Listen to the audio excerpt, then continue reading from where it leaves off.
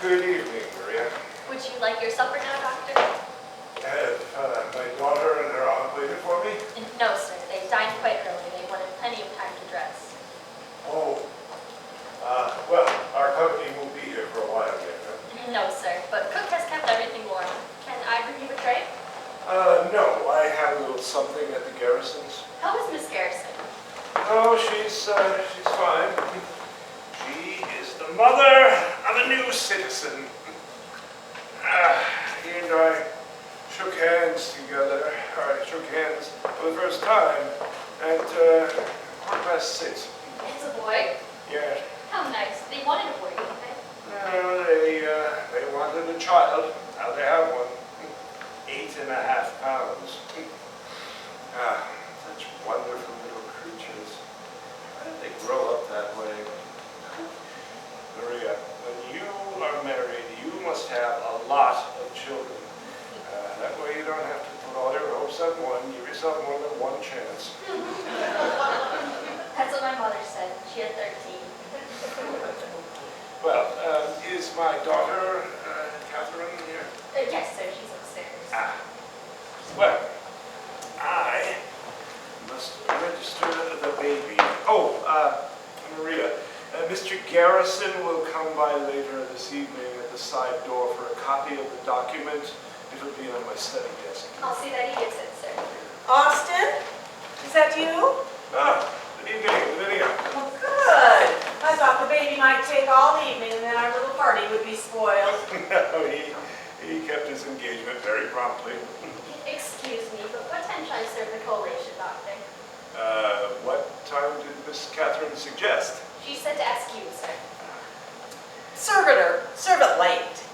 I'd like a chance to talk to Sister Elizabeth, and I'd really like to get to know Marion's young man. Serve it late, Maria. Yes, sir. Well, Lydia. I had the most exciting day today. With Catherine? No, Catherine was busy. I went out alone. Now, you may not approve of this, but I strolled into the Astor House all by myself. Well, Lydia, that is most daring. Tell me, how did you like the oil paintings over the bar? Now, you. Shame on you. I didn't go in there for that. I went in to see the grand staircase. And as I stood there admiring it, I heard someone behind me say, "Isn't that Lavinia Penniman?" When I turned around to see who it was, who do you suppose it was? Could it have been a fellow Poughkeepsian? 2 of them. Great. What a windfall. They had been members of my husband's congregation. You know, they haven't stepped foot inside the church since he passed away. They said it would be hard to fill the Reverend's place in the community. Well, he was a large man. But then they asked me where I was stopping, and when I told them at my brother's house, Dr. Sloper, at 16 Washington Square, wow, they were so impressed. It's just made my visit. Well, you couldn't have told him what a dreary time you're having. Not at all. I've enjoyed being here with you and Catherine. Have you really? Have you liked it well enough to stay on? I have been thinking of asking if you would like to stay through the winter. Here? Would you like me to? Yes. I have been asked to represent our doctors at a medical congress in Heiress in December. Paris, France? Yes. Now, of course, Catherine is of an age where she could stay alone with the servants, but I think if you were here while I was gone, that you might help her. Help her? How am I to help her? She rarely goes out. She doesn't need a chaperone. And, well, she runs this house most competently. She obviously doesn't need a confidant. What am I to help her to? Well, for example, with our company tonight, perhaps you could persuade her to stay quietly in the room and join in the conversation. Well, of course she will do that. The last time I had guests, she vanished into the pantry 4 successive times. Well, I will try, Austin.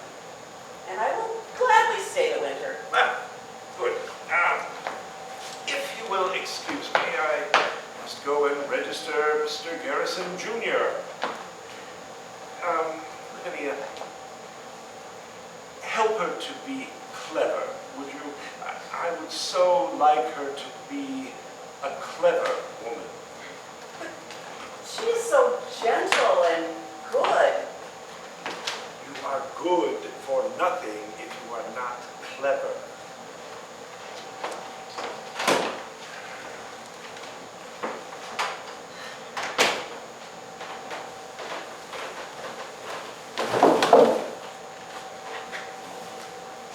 Catherine, is that you?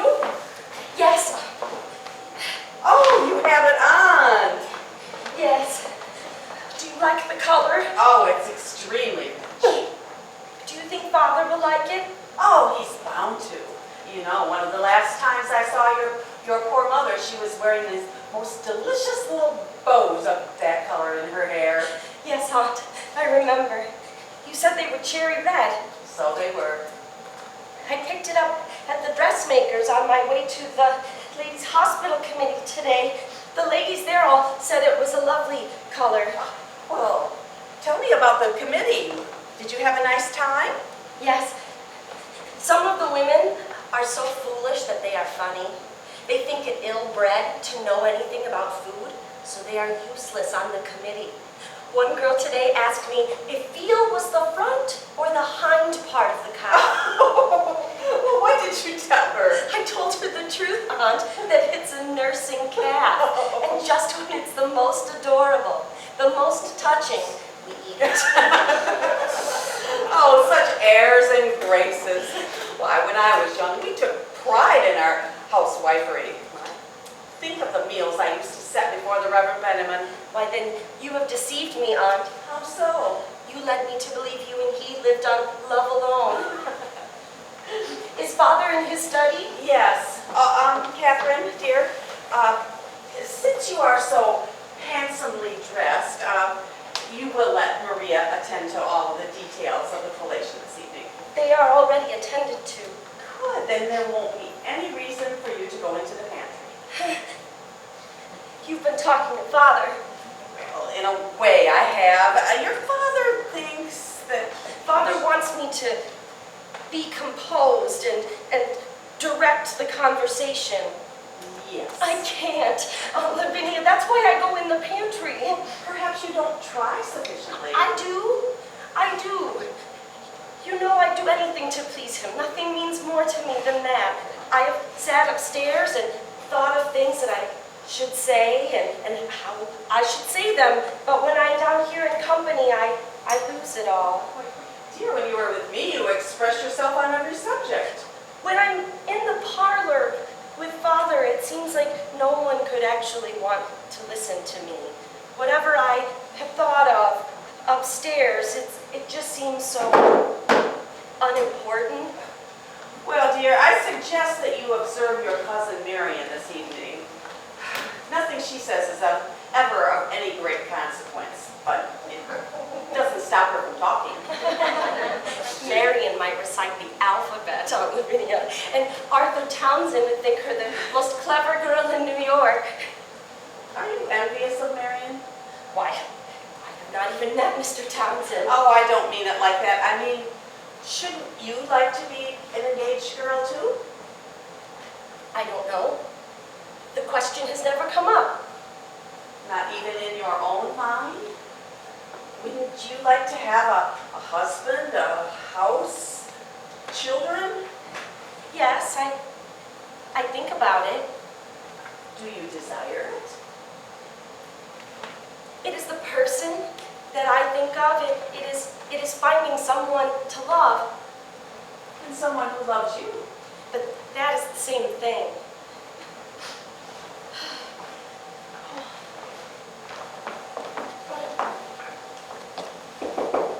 Who is it? It is I, Father. Ah, Catherine. Ah, good evening, my dear.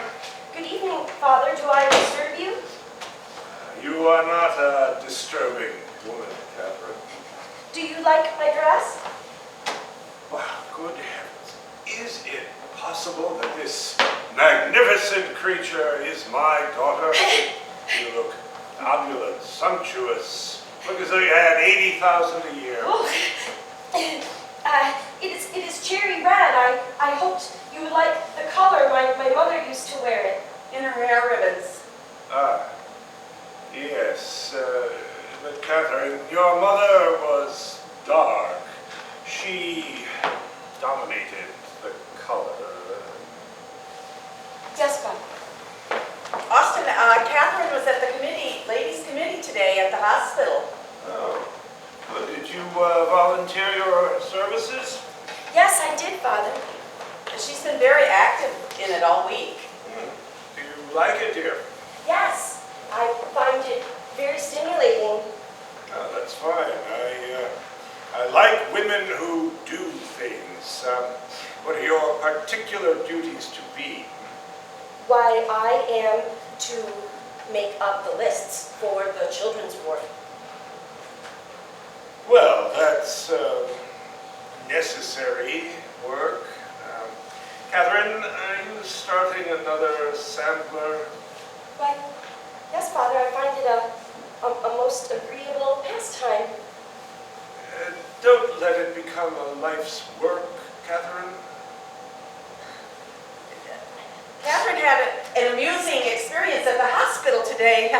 Didn't you, Catherine? Tell your father about that young woman. Tell him just like you told me. Yes, please do. Well, there was a young woman today at the committee, and she asked me about veal. Yes.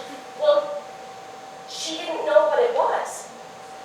She didn't. She thought it was part of the cow. I see. I mean, she didn't know that it was calf.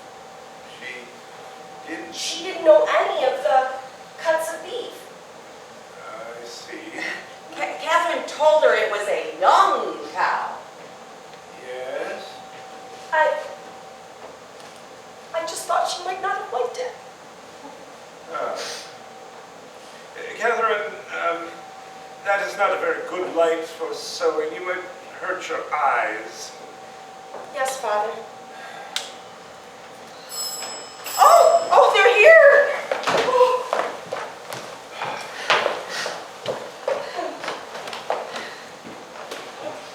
Good evening, Mrs. Oliver. Good evening, Maria.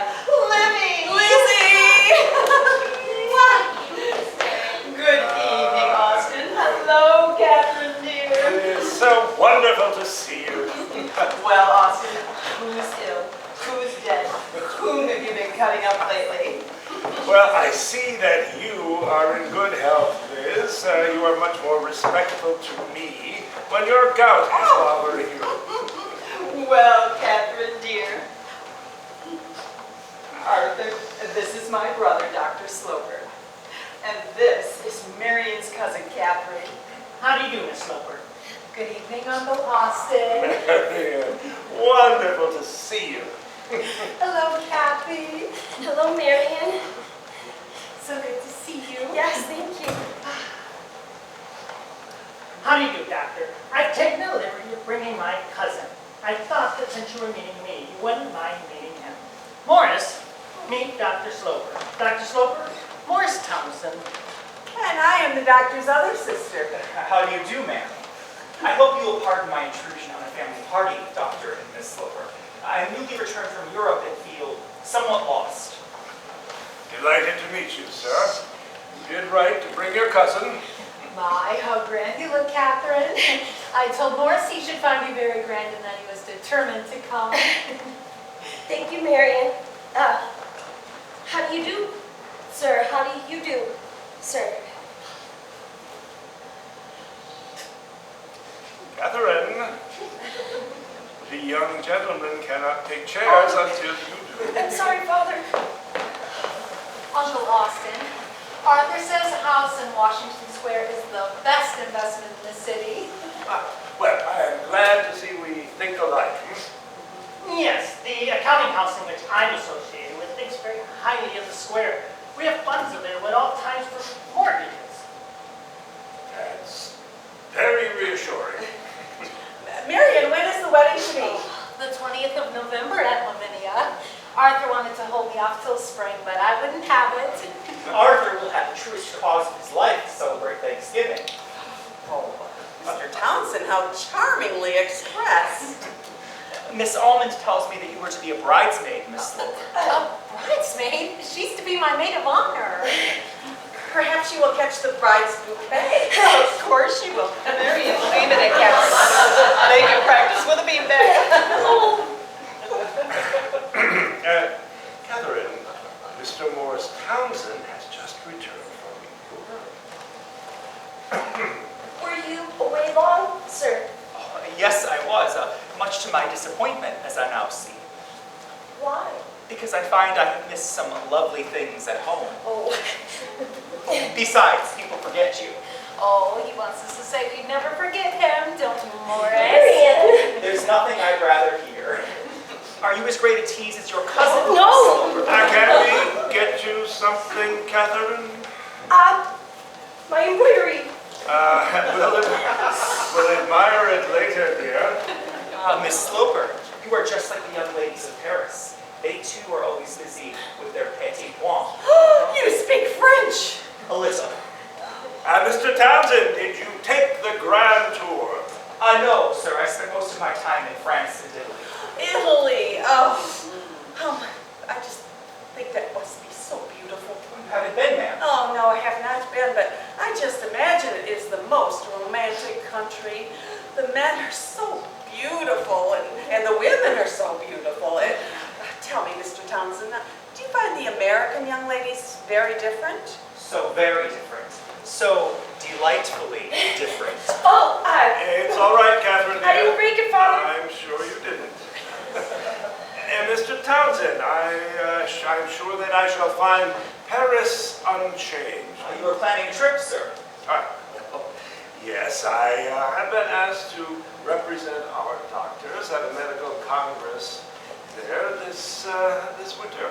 It's a tremendous trip, Austin, just to go and talk to a lot of other doctors. Oh, well, in between the talks, I shall find time for other things. I plan to walk in every street I walked in before, shop in every shop. Smell every smell. Yes. Sir, you really do love the city. Well, I have good reason. I went there on my wedding trip. We've been having a wonderful time listening to all the new French songs. We kept Morris playing for hours last night. I don't know how you stood it. Oh, come now, Morris, don't be so modest. Would you like to hear some, Kathy? I would love it. Too bad, Morris. No pianoforte. A pity. And it's my trump card, Miss Sloper. There's a spinet in the study. That was Mother's. I'm afraid the instrument is out of tune. I do not play well enough, sir, for that to make much difference. I'm sorry, sir. Let them try it, Austin. I haven't heard music here in a long time. Please. He wishes to outshine me, sir, with the ladies. Very well, Lavinia, if you would like it. This way, Mr. Townsend. Catherine, could you grab a lamp? There is none on the spinet. Yes, Aunt. Let's use some of our wedding money for a fine pianoforte, Arthur. Let me get that for you, Miss Sloper. It might be too heavy. Catherine, let the young gentleman carry it for you. Yes, Father. You thought I was going to drop it, didn't you, Miss Sloper? I won't. I shall be most careful.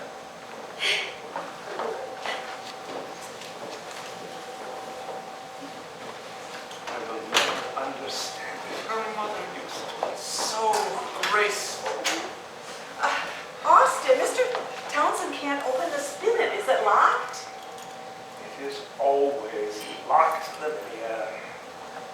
Here is the key. Lavinia, see that I get it back. Thank you. Isn't he charming? Ooh. She doesn't mean Arthur. I know she So, what about this cousin? Who is he? He's a distant cousin, it seems. Arthur's mother's always talking about branches of the family. Elder branches, younger branches, inferior branches. branches as if it were a royal house. Arthur, it appears, is on the royal line, but his cousin Morris is not.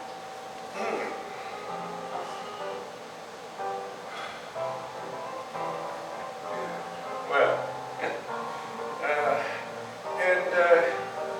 what did he do before his travels? I believe he had a very small inheritance. He intimated that he had used it up. He lives in the 2nd Avenue with his sister, Who was she? Mrs. Montgomery, a nice little woman, a widow. I met her once at a charity bazaar for needy children. She's got 5 of her own, by the way. A widow with 5 children. You mean to say he lives on her? I can hardly answer that, Austin. You would have to ask her. Tell me, what do you think of Arthur? Arthur? Well, he's not very lively. I see him as the president of a bank at 50. Good. A small. Oh, even so, Marion will like that. Are you entirely satisfied with this arrangement? She wanted him. I suppose there's another Arthur somewhere out there in this great city of ours? Catherine will find a husband.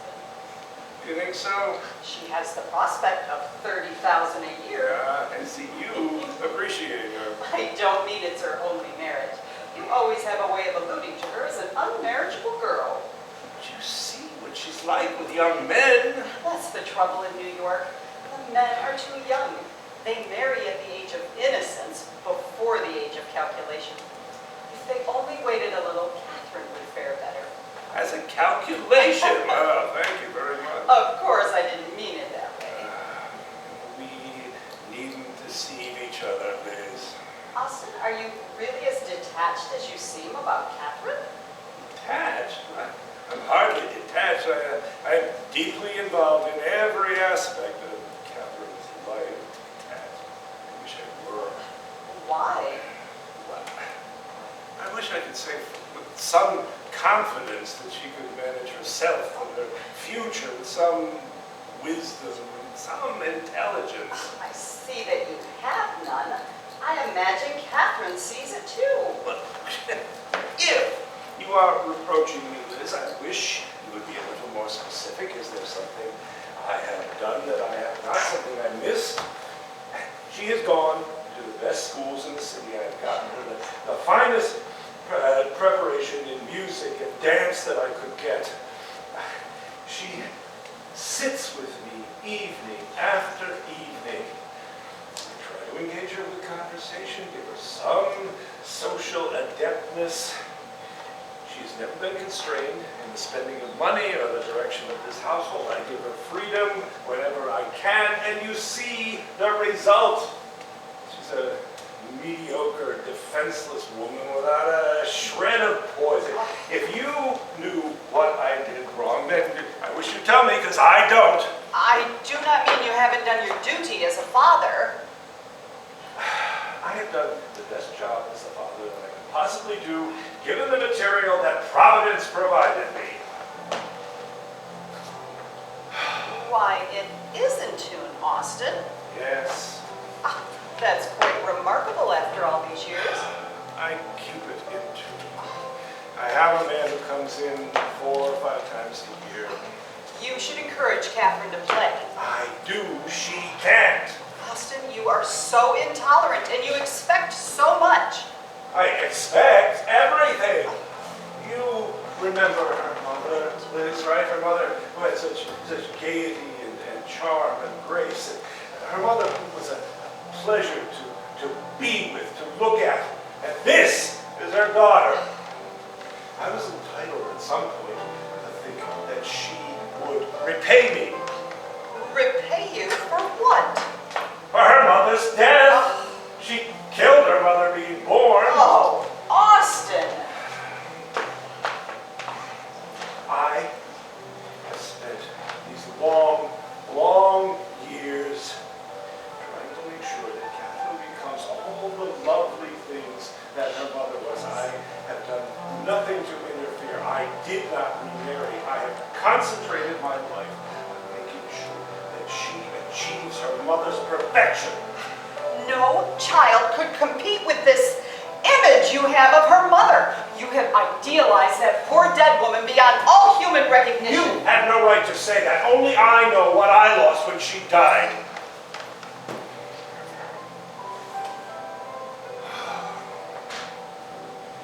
I hear that spinet being played. I remember when we bought it. We were in Paris. She wanted to play us. She refused to sail for home until she would find a ship's captain who would let her bring it on board with her. 6 months later, she was dead. That was a long time ago, Austin. That is of no consolation.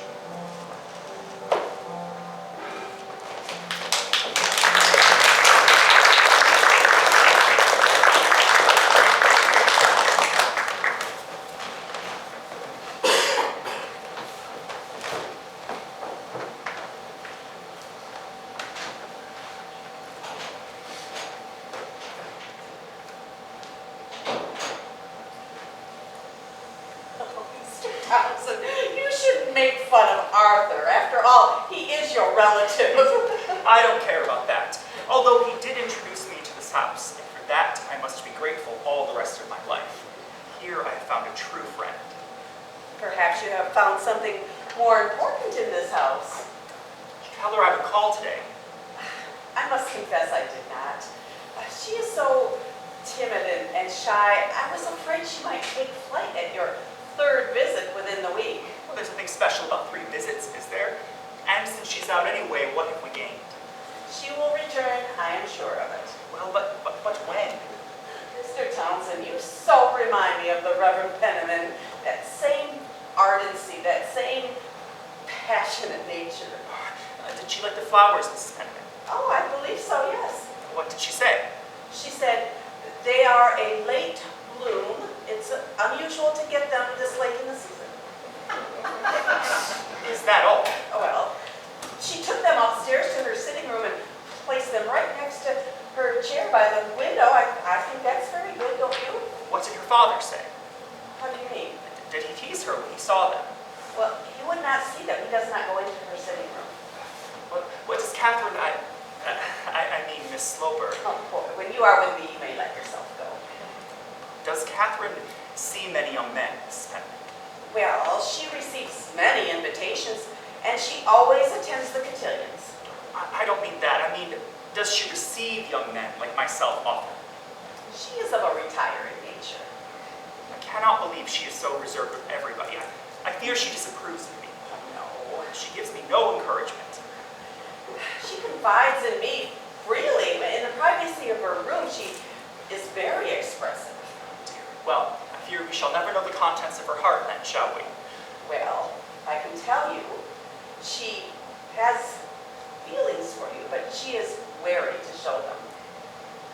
It's strange. It's odd. In Europe, a girl like her would have been married a long time. Why in Paris, with her income, she might have got a count. A count? Do you really think so? Oh, well, Austin would never have anything to do with that. Tell me about the doctor now. What are his interests? Is he like art or paintings? Has he any hobby? No, his work is his hobby. Medicine is his only mistress. That's a devil of a difficult thing for a man like me to talk about. Once he knows the true nature of your heart, you will have plenty of things to discuss together. Catherine? Yes, Aunt? You have a visitor. He has been waiting for your return most anxiously. Good afternoon. It is a beautiful afternoon for me now, Miss Sloper, but I was afraid you might not return at all. I'd have to come back sometime. I live here. I know that, Miss Sloper. That is why I'm here. Mr. Townsend was wondering if the flowers had been delivered in good condition. Oh, yes, thank you. They were very fresh. I mailed you a note this morning. Oh, I shall treasure it, Miss Sloper, although I did not send them in order to be thanked. I sent them to give you pleasure. Thank you. I wrote the poem I was telling you about. Did you? I'm such a vagabond, I've left it in my hat. Pardon me, ma'am, I'll get it. I will leave you alone with him. What am I to say to him? Oh, my dear, you do not have to say anything. He has come courting. What you mean, courting me? Well, certainly not me, miss. You must be very gracious with him. I jotted it off late last night. I was restless and could not sleep. You must excuse me, Mr. Thompson. There are many duties which call me. I trust we will see you again. I am your servant, ma'am. Oh, Catherine, make sure you take a rest this afternoon before you go out this evening. Our girl, off to another one of her endless parties, dancing till dawn. This makes me very upset to hear that. What? That you are so gay, so sought after. It makes my way harder. I am not going to a party. My father and I are dining with Mr. and Mrs. Hone, that's all. That's what I like about you. You're so honest. Tell me one more thing. Did you go out today because you thought I might call? Yes, Do you not like to see me? I like to see you, Mr. Townsend. You just called so frequently this week. You grow tired of me. No, You consider my behavior improper. I do not know. I'm puzzled. Good, I like that. If you are puzzled, it means you are thinking of me. And that is what I want above all, that you should think of me. You are very bold, Mr. Townsend. I will be bolder. I will ask you one more question. When you came back just now, did you hope that I would be gone or that I would be here? Is that the poem? Oh, it is. I had forgotten it. Well, I forget everything when I find myself here with you. It says the things I tried to say to you the last time I was here. Can I read it? No, not now. Perhaps when you were alone. It will mean more to you then. I will think of you reading it when I stand under your window. Mr. Townsend, you must not do that. How can I help it? I think of you constantly. I'm not very good at this kind of conversation. Neither am I. I'm afraid that is our trouble. I am not a glib man, Miss Sloper. I think you talk very well. Oh, not when it matters. Not when I'm with you. Why, when I am with Mrs. Penniman or in my room at home alone, I can think of the most delightful things to say. You understand that? Yes, I can. But here with you, I sound like a fool. Oh, I don't think so. Oh, well, if ever you do think so, if ever I sound so high-blown or false, put it down to that, will you? I will try. And take pity on my situation. What situation is that?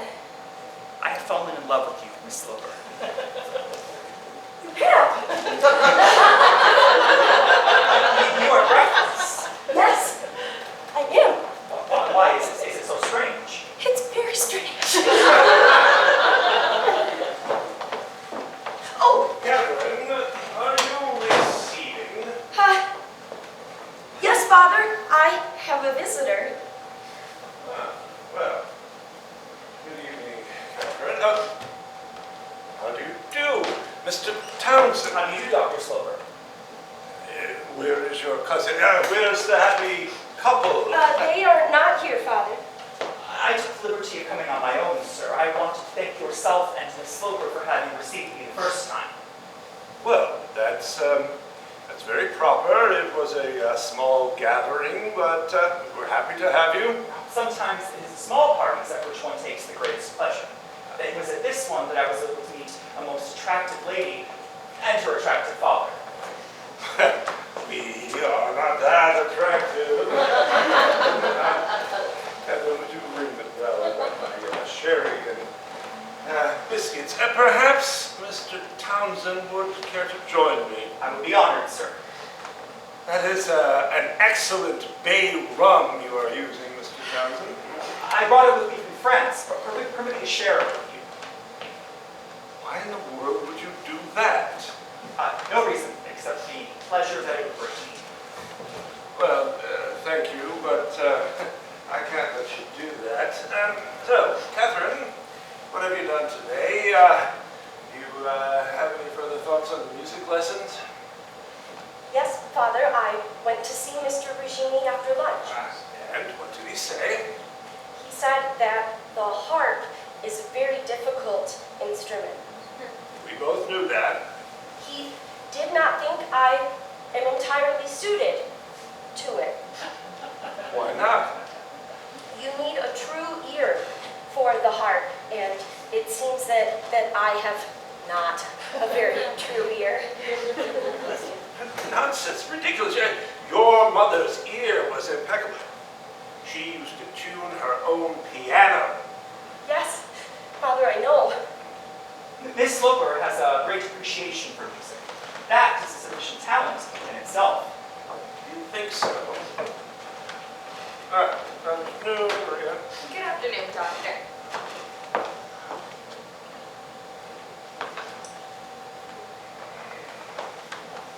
Is Cook's knee any better? It is a little easier, Doctor. Well, tell her I shall be up in a little while. She's not upstairs, sir. She's in the kitchen.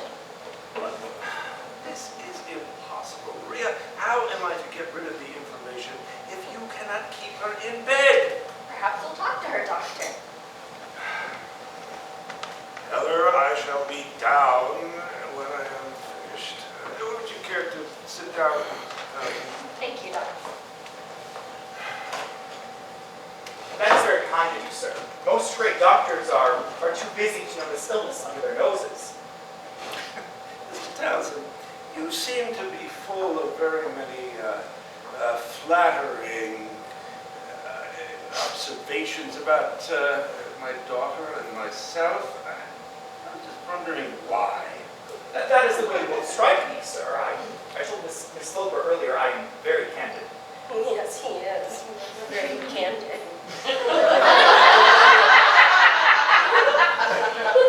So, Mr. Townsend, how have you been keeping yourself busy since you come back to New York? Are you looking for a position? A position is more than I should like to call it, sir. I'm looking for some nice, quiet work. Anything to turn an honest penny. What sort of thing would you prefer? If you mean what am I fit for, very little, I am afraid. I only have my good right arm, as they say in the melodramas. You are too modest, Mr. Townsend. Aside from your good right arm, you have a very good mind. I know nothing of you but what I see, but I see that you are extremely intelligent. Yes. Yes. I don't know how to answer when you say that, sir. You advise me then not to despair. Well, I would hate to see any young man who is robust and had a good disposition should despair. If he doesn't succeed at one thing, he should try something else. But you should choose your line with discretion. Yes, with discretion. Well, I have formerly been indiscreet, but I have got over it. I am quite steady now. Were you kindly intending to propose something for my advantage? No, I have no proposal to make. One hears things sometimes. I hear, for example, that the West is opening up. Many young men turning their eyes in that direction. I should not be able to manage that, sir. I must seek my fortune here or nowhere. You see, I have ties here. I have a widowed sister from whom I have been away a long time and who is everything to me. Of course. I should not know how to tell her that I must leave her. She depends on me so. That's very proper. Family feeling, very proper. Not enough of that in this city. I think I may have heard of your sister. Oh, it is possible, sir, but I quite doubt it. She leads a very quiet life. As quiet as a young woman may who has a number of small children. Yes, that is the very point. My nieces and nephews, I am helping to bring them up. I serve as a tutor. I give them lessons. Well, that is very proper, but that's hardly a career. No, sir, it won't make my fortune. Well, I wouldn't be too bent on a fortune. Now, I will keep you in mind, though. I shall keep my eye on you. I'm going downstairs now. Good afternoon, Mr. Thompson. Good afternoon, Doctor. I am grateful for your interest. Yes, indeed.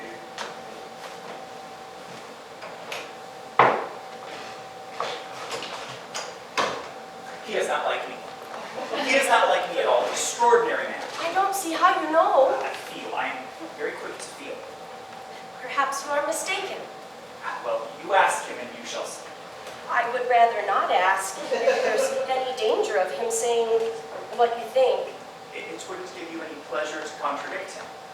I never contradict him. You would hear me abused without opening your lips in my defense. My father would not abuse you. He doesn't know you well enough. I should simply not mention you. That is not what I should like you to say. I should like you to say, if my father does not think well of you, what does it matter?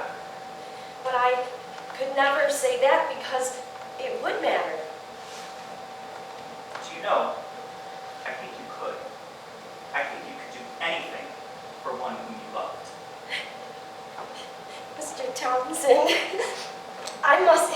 you must know, It has been 2 weeks since first I saw you, and I have not had an easy moment since. I think of nothing else. I am possessed by you. How could you be? Oh, how my could dear you- girl, my life depends on your believing me. Believing how much I cared for you. You are everything I have ever yearned for in a woman. But I'm so...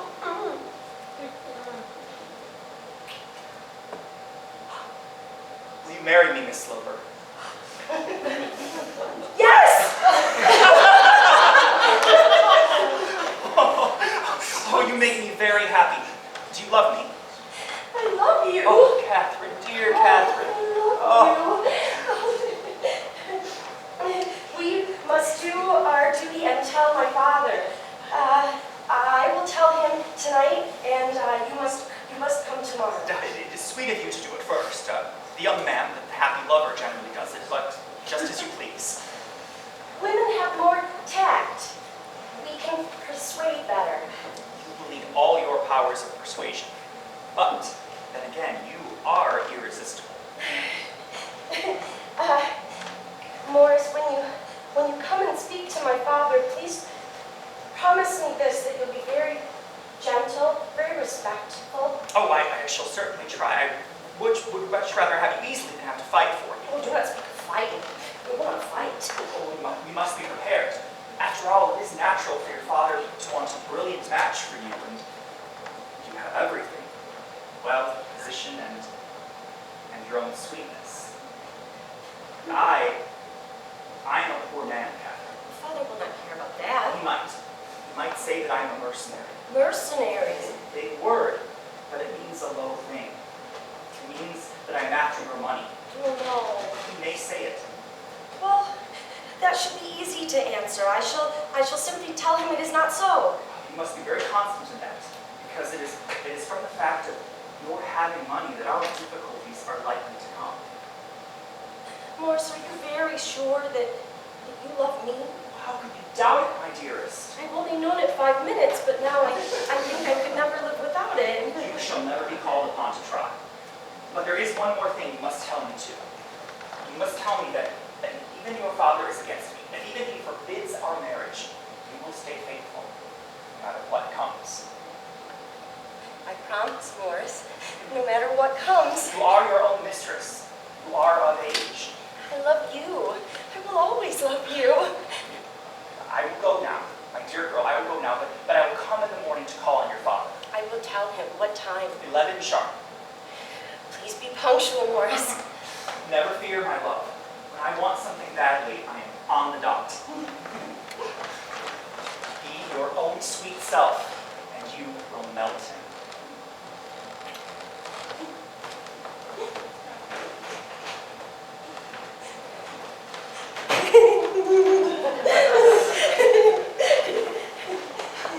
Oh, he has left? Yes, Aunt. Isn't he charming? I must go to my room. Oh, now without telling me what he said. I must tell Father first. I'm your natural confidant. But, Aunt, I told Morris that I would tell Father first. Oh, you call him Morris now. Yes, Aunt, I call him Morris now. Oh, As our guest taking his leave, yes, Father. Is Cook better? somewhat. Father, may I speak with you privately in 10 minutes, please? Well, I think I could make such an engagement. I shall be down promptly.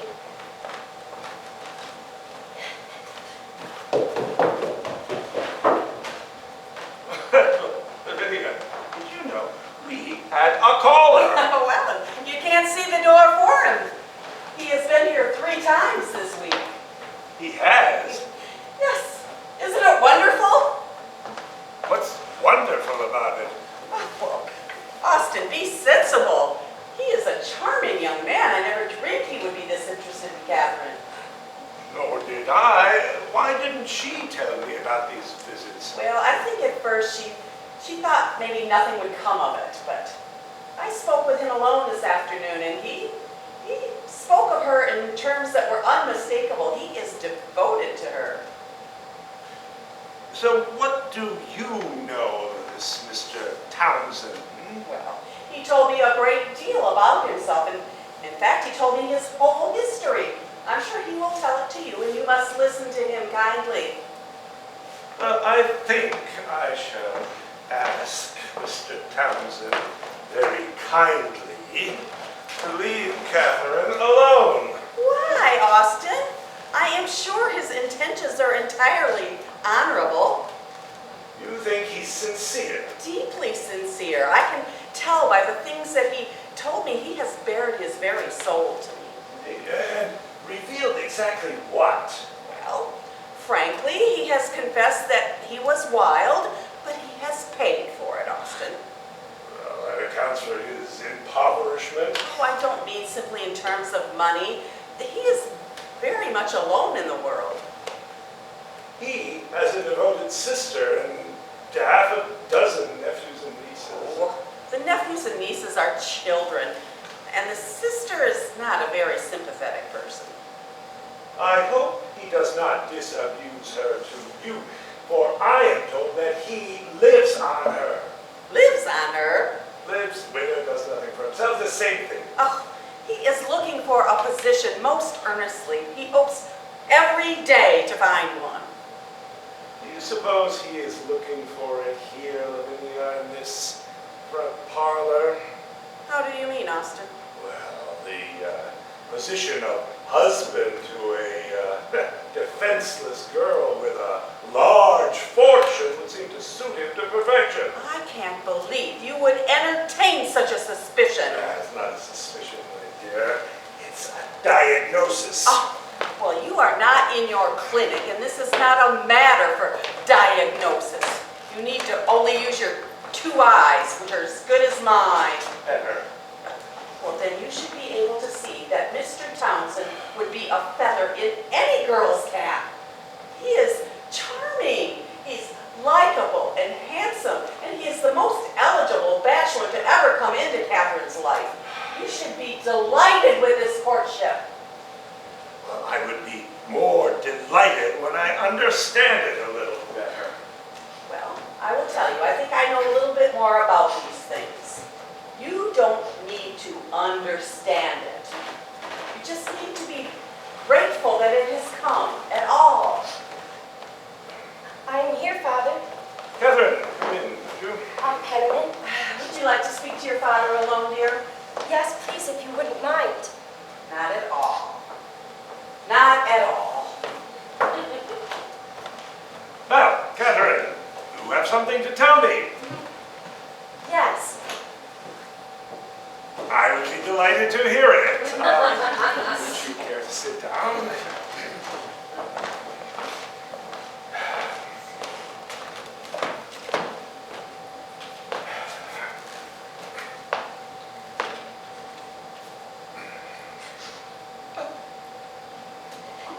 I'm engaged to be married.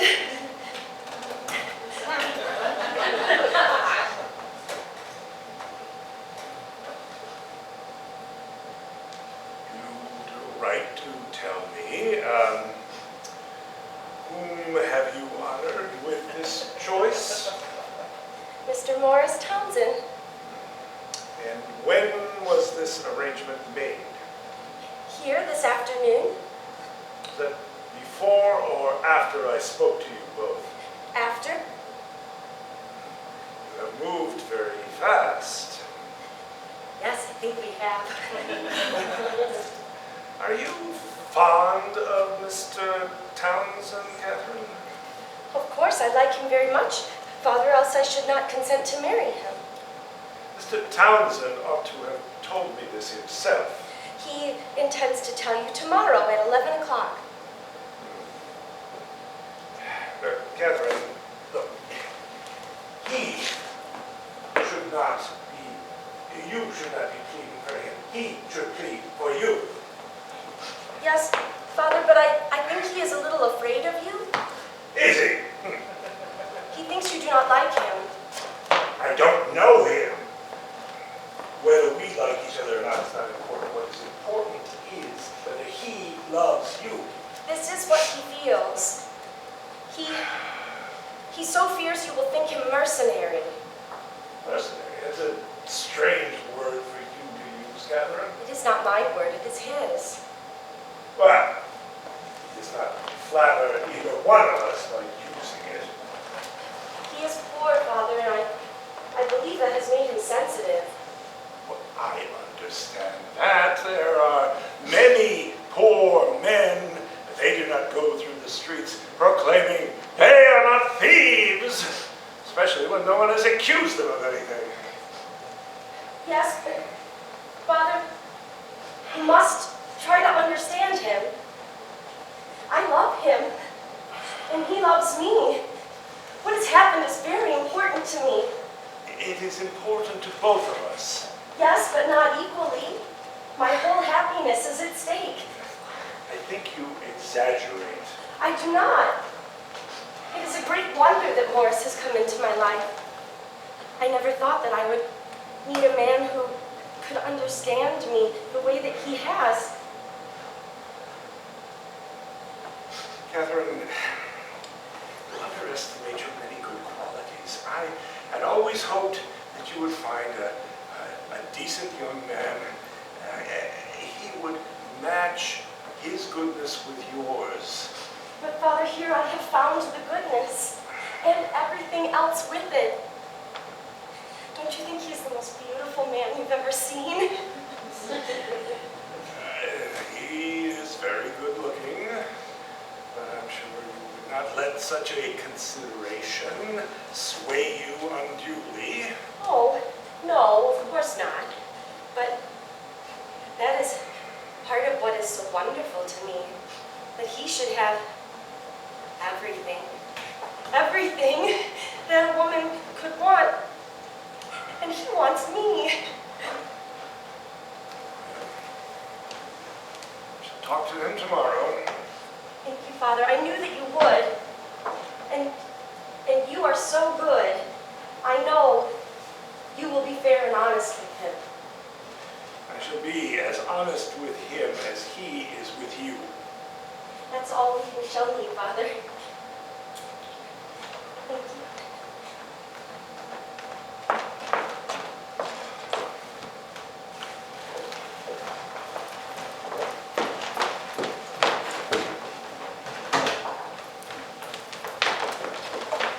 Ah, there you go. Yes, Doctor? I must go out. I have to make a call.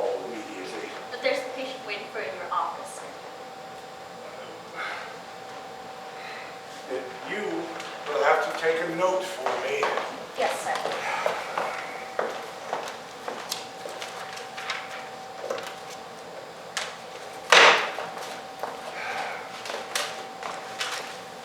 This goes to a Mrs. Montgomery, and she lives in 2nd Avenue. You'll have to go to my sister, Mrs. Allman, to get the exact address. Yes, sir. Once you get to Mrs. Montgomery's house, see to it that that is delivered directly into her hand. Now, you just take a hack both ways. Thank you, sir. Your hat, sir. Oh.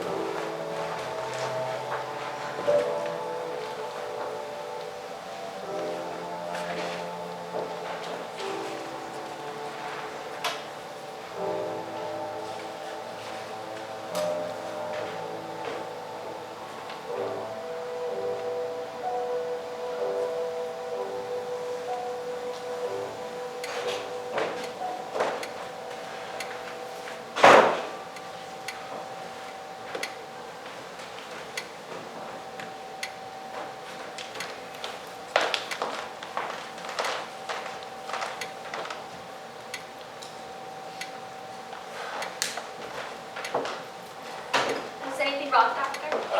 No. But you're home so early from the clinic. I have an appointment here this morning. Oh. Is Mrs. Penniman gone on her marketing yet? No, sir. She's usually gone by this. It's after 10. She's running a little late this morning, but she's in the kitchen picking up her market list now. Perhaps if you helped her, then we could be sure that she is on her way to market before our callers get here. I'll try my best, sir. These are Mr. Townsend's clothes. He left them here yesterday afternoon. Ah, thank you. Are you at home, sir? Yes, indeed. Maria, if Mr. Townsend should call while I am engaged, show him into my office, would you? Good morning, Mrs. Allman. Good morning, Maria. Dr. Sloper's in the front parlor. This way, Mrs. Montgomery. Good morning, Austin. Good morning, Liz.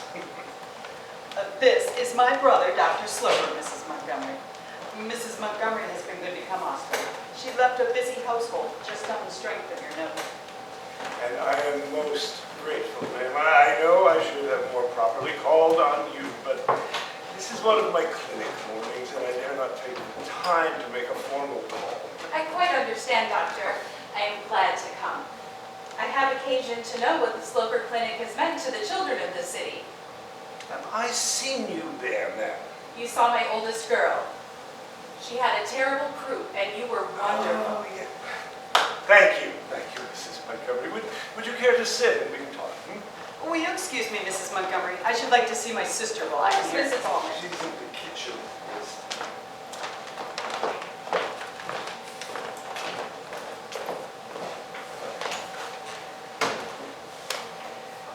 Well, it's hard to begin, isn't it? No, Doctor? Well, Mrs. Montgomery, you will know from my note that I wish to ask you a few questions. Yes, I did. About your brother. Yes, I understood that. Did you tell him that you were coming here this morning? Oh, no, Doctor. I thought that I would prefer to tell him after I had seen you. Well, thank you. Mrs. Montgomery, you must understand my state of mind. Your brother wants to marry my daughter, and I'm must find out what sort of fellow he is. I thought the easiest way to do that would be to meet you, and so I have proceeded to. Well, I'm very happy to meet you. Well, thank you. Miss Montgomery, if my daughter were to marry your brother, her entire happiness would depend on his being a good fellow. Could you tell me something about his character? What sort of gentleman is he? Well, he is intelligent and he is charming. He is a wonderful companion. Yes, I know that. But is he reliable? Is he trustworthy? Is he responsible? Well, if you mean, is he financially responsible? He is not, Doctor, but I am sure you must know that. Yes, he told me that himself. That is another thing about Morris. He is honest. Is he? Is he honest in his feelings toward my daughter? I couldn't tell you that, Doctor. I never could say what goes on in other people's hearts, could you? Well, I try. I mean, as a doctor, I have to try all the time, but as a father, I have to satisfy myself that what goes on in your brother's heart will not harm my daughter. Yes, it is natural to want some assurance. The reason I came this morning is that I want that too. I am very anxious that Morris should make a happy marriage. Has he always lived with you? Since he was 16, Doctor. I have nothing but my impression. I must tell you, I will trust my impressions. Miss Montgomery, I think your brother is selfish. He is selfish. But then I think we are all rather selfish. He told me that he went through a small inheritance. Did he manage that well? Probably you would not think so, Doctor, but from his own point of view, he did a great deal with it. He saw Europe, he met many interesting people, he enlarged his capacities. Did he help you?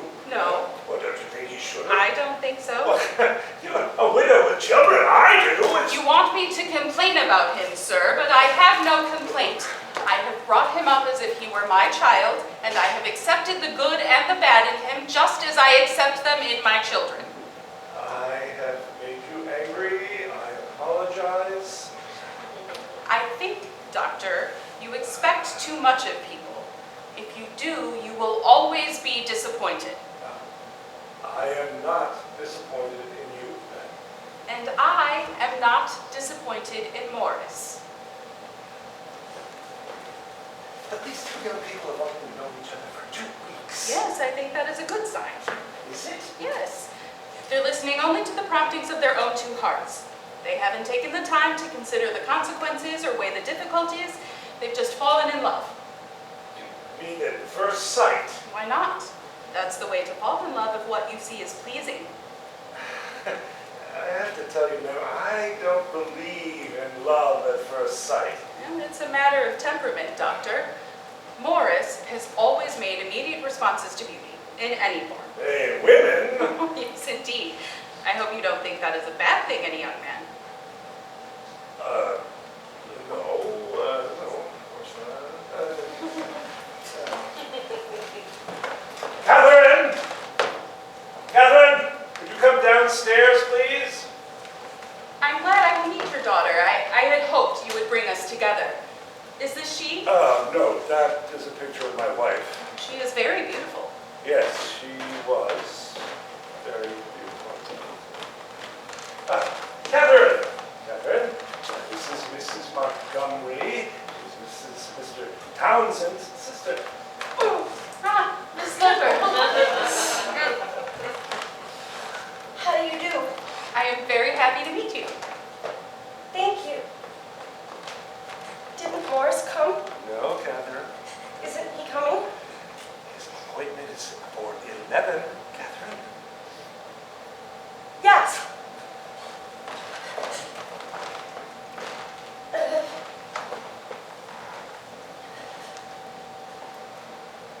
Are your children well? Quite well, thank you. I hope Morris shall bring you to see me and my family very soon. Yes.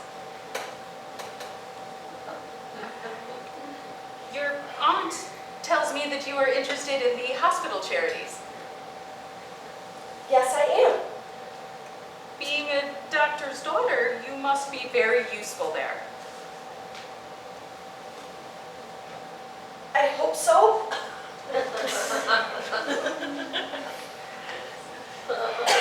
My brother tells me you have an aunt visiting you, Miss Sloper. Yes, my Aunt Penniman. Well, it is delightful to have those to whom one can show New York. Does she like our city? Yes. Catherine, perhaps you should offer Mrs. Montgomery a glass of Madeira. Yes, indeed. Excuse me, ma'am. Father, may I offer Mrs. Montgomery my coriander cookies? I should like that very much, Miss Sloper. Very well, my dear. I think you will find them quite delicate.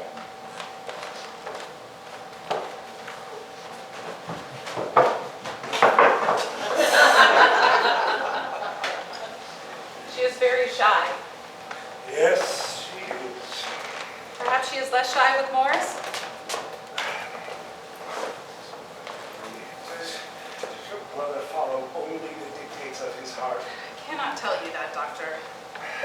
You spoke earlier of love at first sight. You're right about Catherine. You're right about him.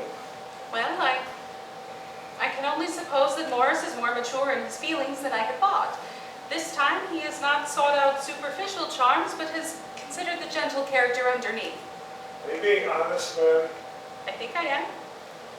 I think her money is his prime attraction. What money? She's an heiress. Didn't he tell you? No, he did not. She has 10,000 a year from her mother, and upon my death, will have twice as much that. She will be immensely rich. Yes, she will. But if she marries one of whom I do not approve, my part goes to the clinic. But she has the 10 now. Yes. That is still a great deal of money, Doctor. Yes, but consider how he has handled money, right? He gratified his every wish, but did he help you? No. He enlarged his capacities in your back. Look. These are his gloves. The finest chamois. Look at yours. I don't know, Doctor. I don't know. If he marries and has this money, will he help you with it? I would stake my life that he would not. And he has a natural connection to you, a true affection. You must follow your own dictates, Doctor. Tell me that she is not a victim of his avariciousness. Tell me I'm wrong. I must go now. Oh, no, wait, please, my lord. She will listen to you. Please, you have to tell her the truth about his motives. I don't know the truth about his motives. I don't know the truth of anyone's motives. His are painfully obvious. He's in love with her money. You want me to tell her that? Yes. I won't.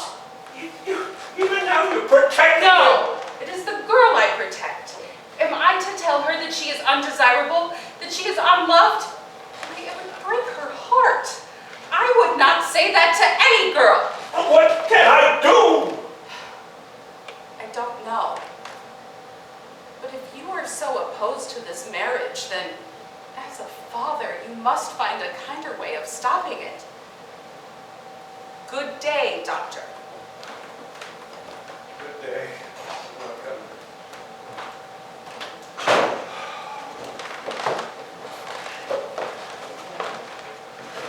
Oh, has Mrs. Montgomery left? I wanted Lavinia to meet her. She's gone, Liz.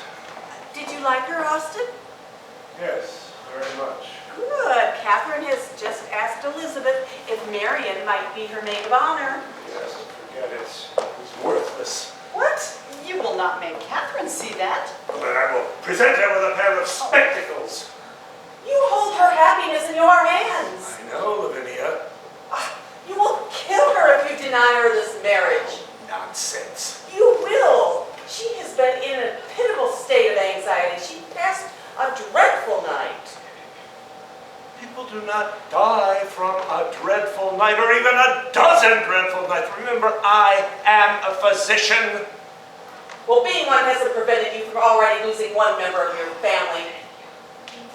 Nor will it prevent me from losing the society of another one. Austin, have you forgotten what it's like to love someone?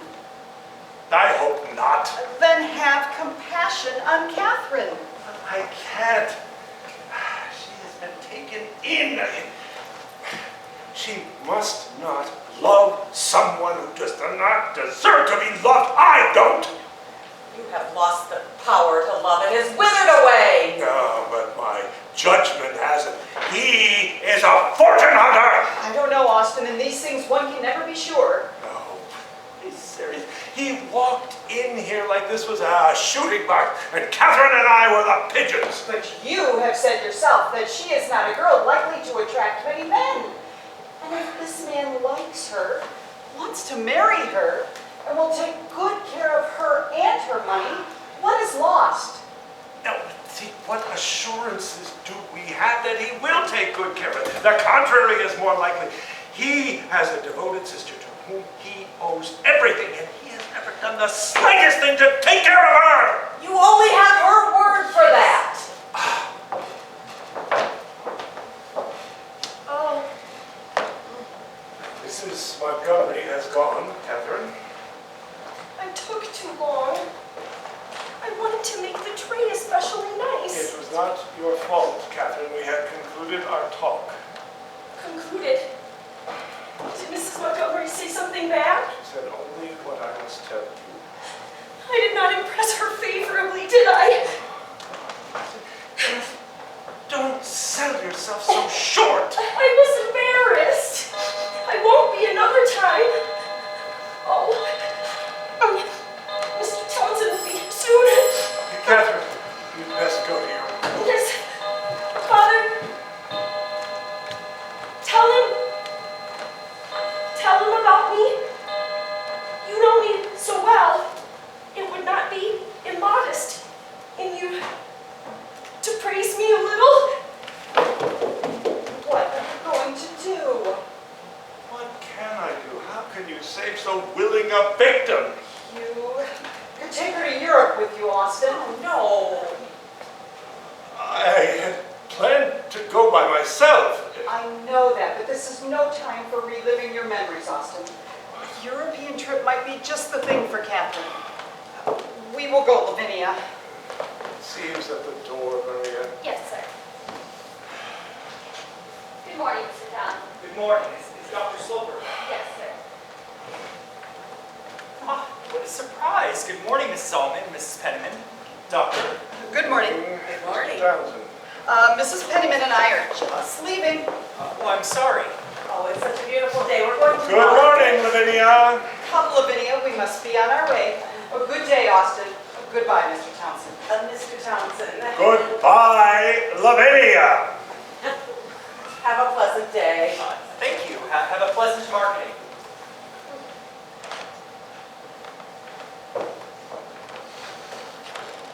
You expected me, sir. Yes, I did. You are admirably prompt. I hardly deserve credit for that, sir. I can hardly be late for so important an occasion as this one. Ah, yes. Catherine told me what you two had been up to. You care to sit? Thank you. I have been walking all morning, and I must say, sir, I find New York as lovely as any city in Europe this time of year. Yes. You must allow me to say, Mr. Townsend, that it would have been becoming of you to let me know your intentions before they had gotten this far. I should have done so, sir, had you not given your daughter so much liberty. She seems to be quite her own woman. Yes, she is, but she is not so emancipated as to choose a husband without consulting with me. The truth is, Mr. Townsend, this little affair of yours has come to a head faster than I expected. It's only been a few days since Catherine made your acquaintance. We have not been slow to come to an understanding, but my interest in your daughter began the first night that I saw her. Did it? precede that meeting? I certainly had already heard that she was a charming girl. A charming girl! Oh, is that what you think of her? Otherwise, I shouldn't be sitting here, sir.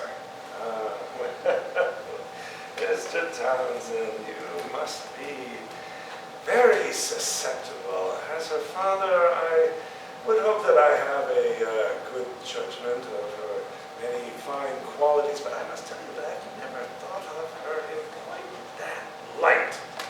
I do not know what I would think of her as a father, sir. I am not in that place. I speak from my own point of view. You speak very well.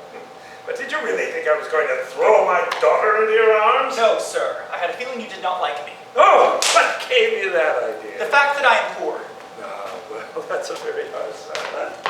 It is the truth. You have no position, no money, no visible support, no attention. That puts you in a category from which not to choose a husband, especially for a weak young woman with a large fortune. I do not think Miss Sloper is a weak woman.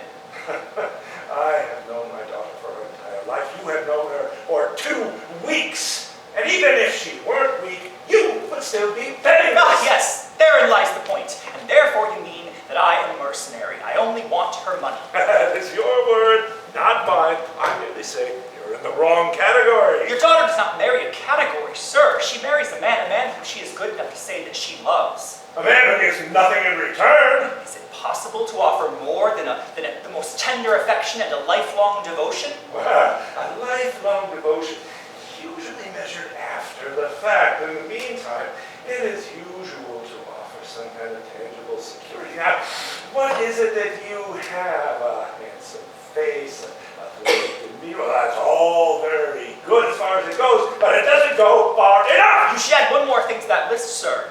The word of a gentleman. Oh, but the word of a gentleman that you will always love to. Well, you must be a fine gentleman if you can promise that. The word of a gentleman that I am not a mercenary. I care no more for her fortune than for the ashes in that grate. Well, I take note.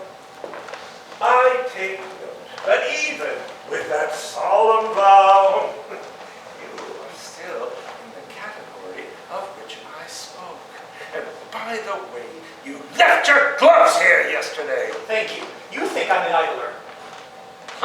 It doesn't matter what I think. Once I have told you that, I just don't think of you as a son-in-law. You think I'd squander her money. Oh, been guilty to that. And it's because I spent my own, I suppose.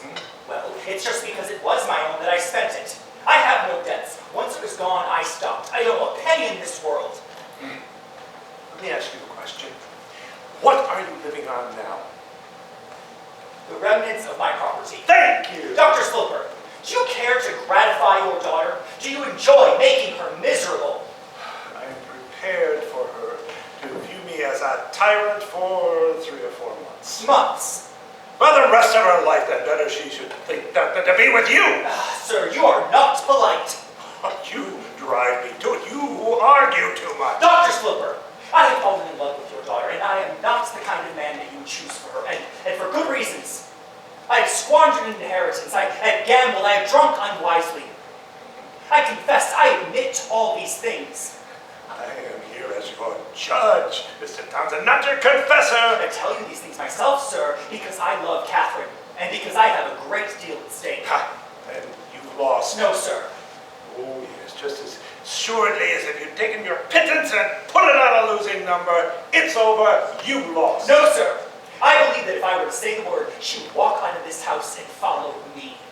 You are impertinent. May I add, sir, that if I did not love your daughter as much as I do, I should not have put up with the indignities that you have offered me today.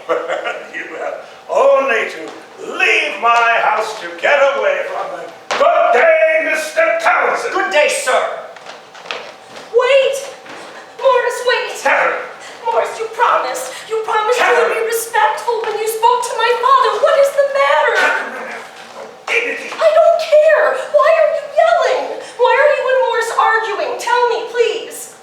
Catherine, you wish to make me happy? Yes, Father.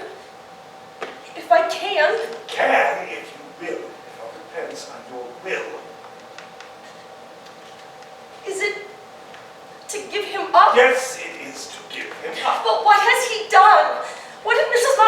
me tell you? Nothing I did not know before. Mrs. Montgomery, my sister. Yes. What did she say? Have you spoken with her? She was here this morning at my invitation. Father, you can see how painful this is for me. Surely you want me to know your reason. He's a selfish idler! She never told you that! He didn't deny it. But Father, I know he loves me. I know he does not. In God's name, Father, how can you be so sure? I can't tell you, my dear. You just have to believe me. I can't. Father, I can't. I love him. I promised to marry him, to stand by him no matter what comes. So you have forearmed yourself with a promise like that. You are beneath contempt. Father, don't abuse him. I think we shall marry quite soon.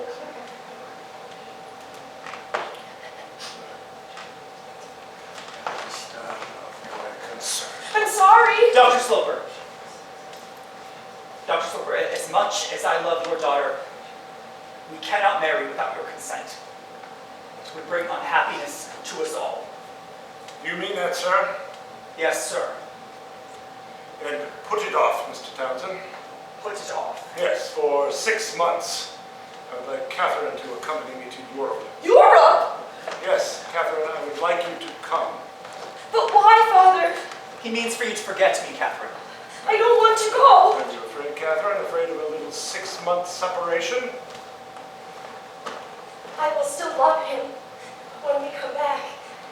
Catherine, you are romantic and very inexperienced. Yes, I am. And you are swept up in the devotion to a lover, and you are very sure of your love, but do you dare to put him to the test? You underestimate him. I don't think so. Go to Europe, Catherine. Go to Europe with your father.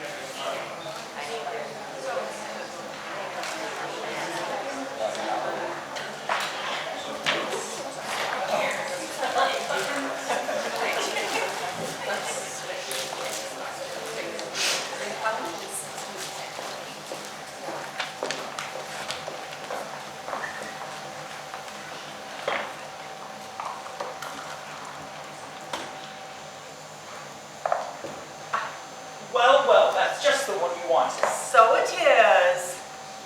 I can't keep that one. Oh, that's right, you have me blocked. Yes. Which one shall I move, Morris? That one. Oh, no you don't. I'll do nothing of the sort. That's why you always win. And this is the night we're supposed to settle up, isn't it? Let your hospitality be full payment. May I? Oh, no, thank you. By the way, what are you going to tell the doctor when he asks where all his brandy has gone to? Oh, well, I'll tell him it was a cold winter and I drank it all. You're right about the cold winter. A lonely one, too. Were it not for your kindness, it would have been unbearable. Thank you. Well, that nice young couple I was telling you about, they came to the rectory long after supper time, and the Reverend Penniman, oh, I miss him so. Well, he performed the ceremony without a moment's hesitation. I was one of the witnesses. The Reverend's assistant, oh, a nice young man. He was the other. This just about puts me out. Oh, so it does. Well, we learned later that the Father was reconciled with the young man and thought the world of him. And you think the doctor will be reconciled too? I'm sure of it. May I see that letter? But when I sent her off with him, I thought we would have his consent by now. Oh, February 14th. It's been about a month and a half. Perhaps since she has written this, the doctor has given his consent. Yes, but see, she writes here, I fear to bring her name up to Father. He has not been well, and I fear to anger him. See, she still loves you, Morris. Yes. You have nothing to worry about. No, I think if I really can't get her to run off with me, then we can make things come out right. I have not kept a secret this long in my entire life. You will have to keep it a little while longer, Mrs. Penman. My, it's almost 9:30. That's the latest we've played all winter. Time certainly flies. Indeed it does. May I offer you a sandwich or a tidbit? Oh no, I'm still savoring that excellent dinner. Would you like to smoke? May I? Pray do.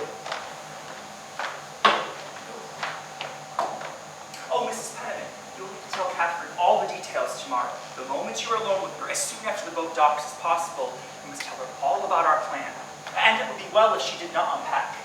I will be at the dock at 10 o'clock tomorrow morning. 10 o'clock? But what if the boat docks earlier?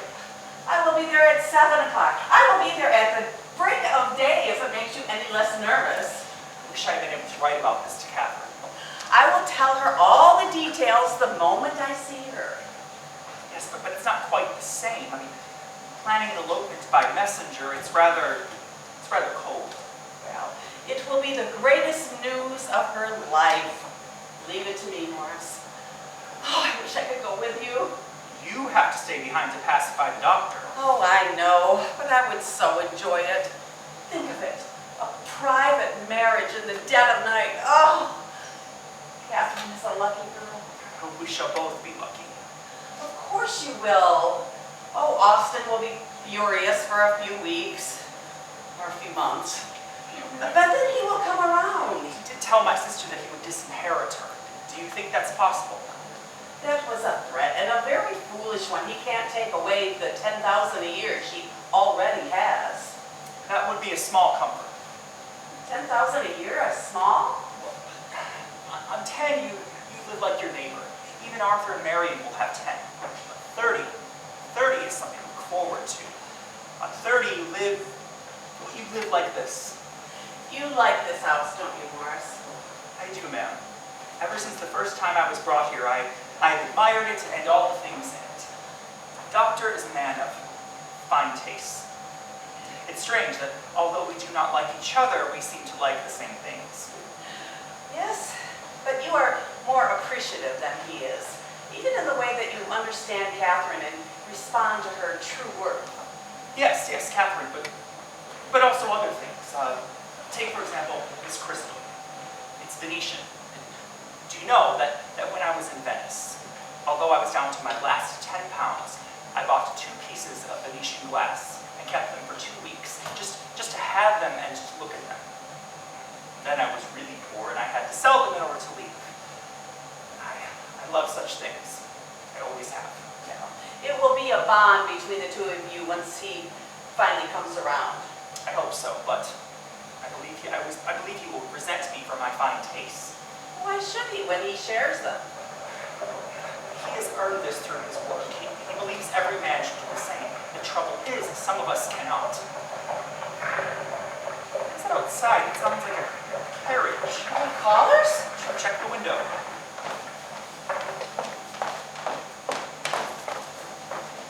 Good heavens! They are here! They are! Don't go! Go down in the kitchen. Here. Go down in the kitchen and wait down there.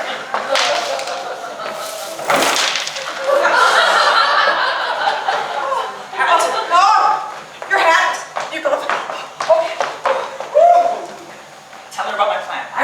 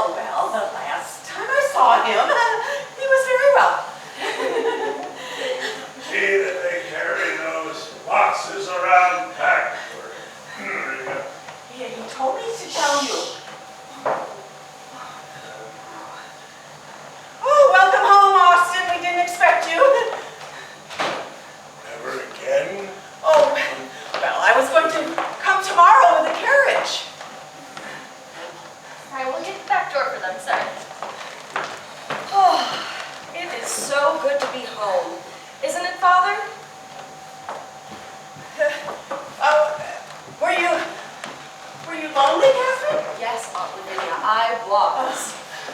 Of course you were. No matter how magnificent, where are you going? I have a beastly cold, Lavinia. I want some hot water. I'll get it. I want some brandy, too. Oh, there's some over there in the decanter. Yes.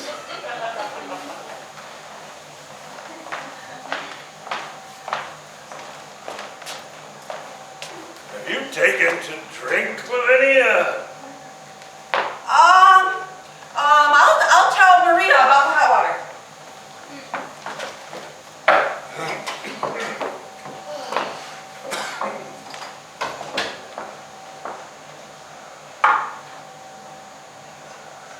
I'm very glad you decided to leave the ship tonight, Father. I'm sure you are as happy to be home as I.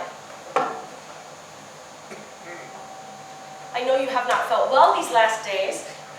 I wish you had let me try to take care of you a little. I almost had the feeling that you did not want me by you. It's distressing to be ill away from home. You will be content now that we're back.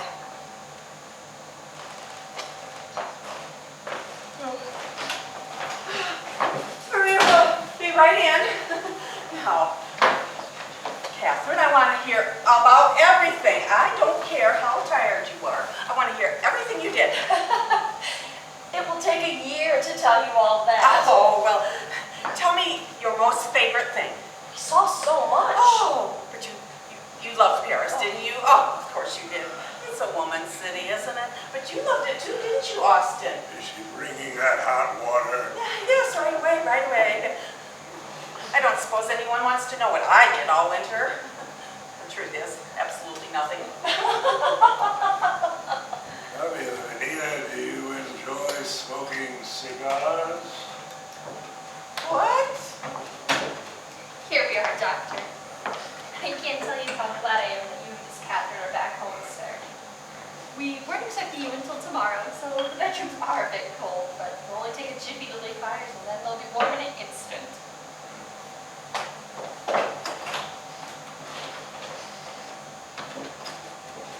Oh, Lavinia, do you prefer my Massachusetts homegrown or my Sumatras? I don't know what you're talking about. Well, when I smell the delicious aroma of bay rum, and I find stray cigar bands and half my brandy is gone, I can only think of one person. What did you do with Mr. Townsend? Did he jump out the window? Oh, that's right. He did stop by. He came to inquire about you. This evening? He's here this evening, huh? Yes, he just happened to be in the neighborhood and he popped in for an instant. I've hardly seen him all winter, but he's been most circumspect. Really? I thought he would have made this house his club, a comfortable place to rest while other people are working. Catherine, I know I shouldn't ask this, but did you bring me anything? Yes, the haunted cashmere shawl. Oh, just what I wanted. Why don't you come show it to me? It's in the dressing case. Maria can open it for you. Then you will come later?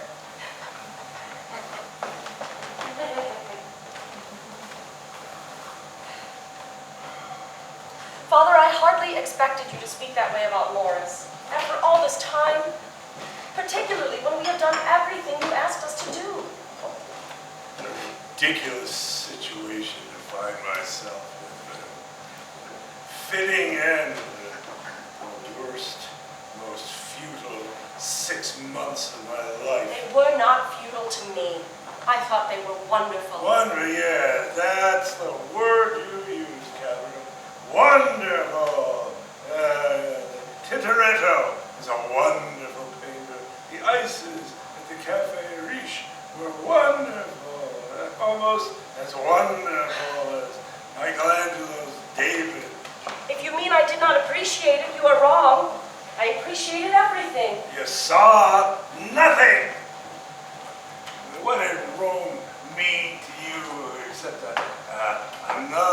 place where you could receive letters from him.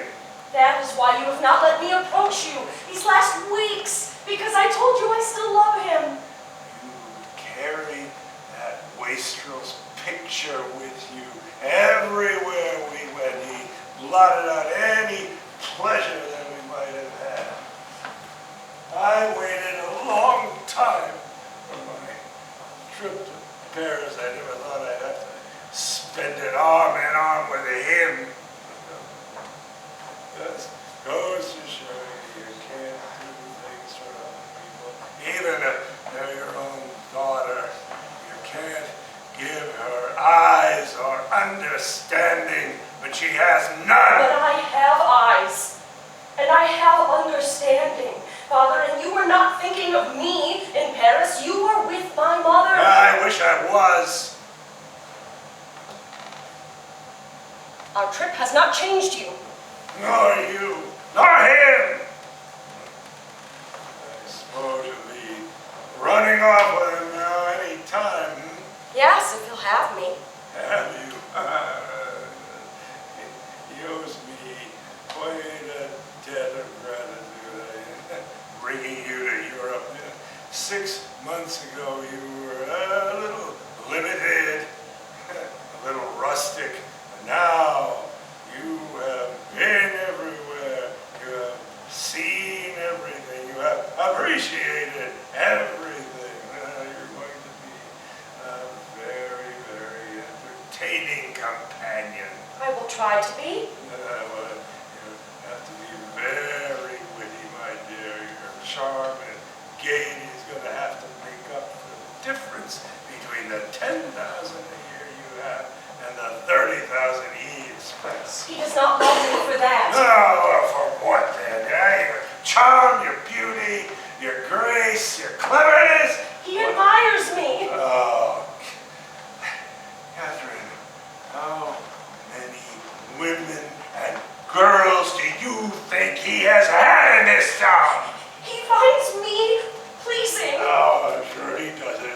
100 who are pretty, 1,000 who are more clever than you. And the one thing that outshines them all. What? What is it? Your money! Father, what a monstrous thing to say to me! I don't expect you to understand that. I have known you your entire life, and I have never seen you learn anything! Yeah, except for one thing. You embroider neatly. Well, since I won't be at your wedding, I will drink your health up in my bed. Good night, daughter mine.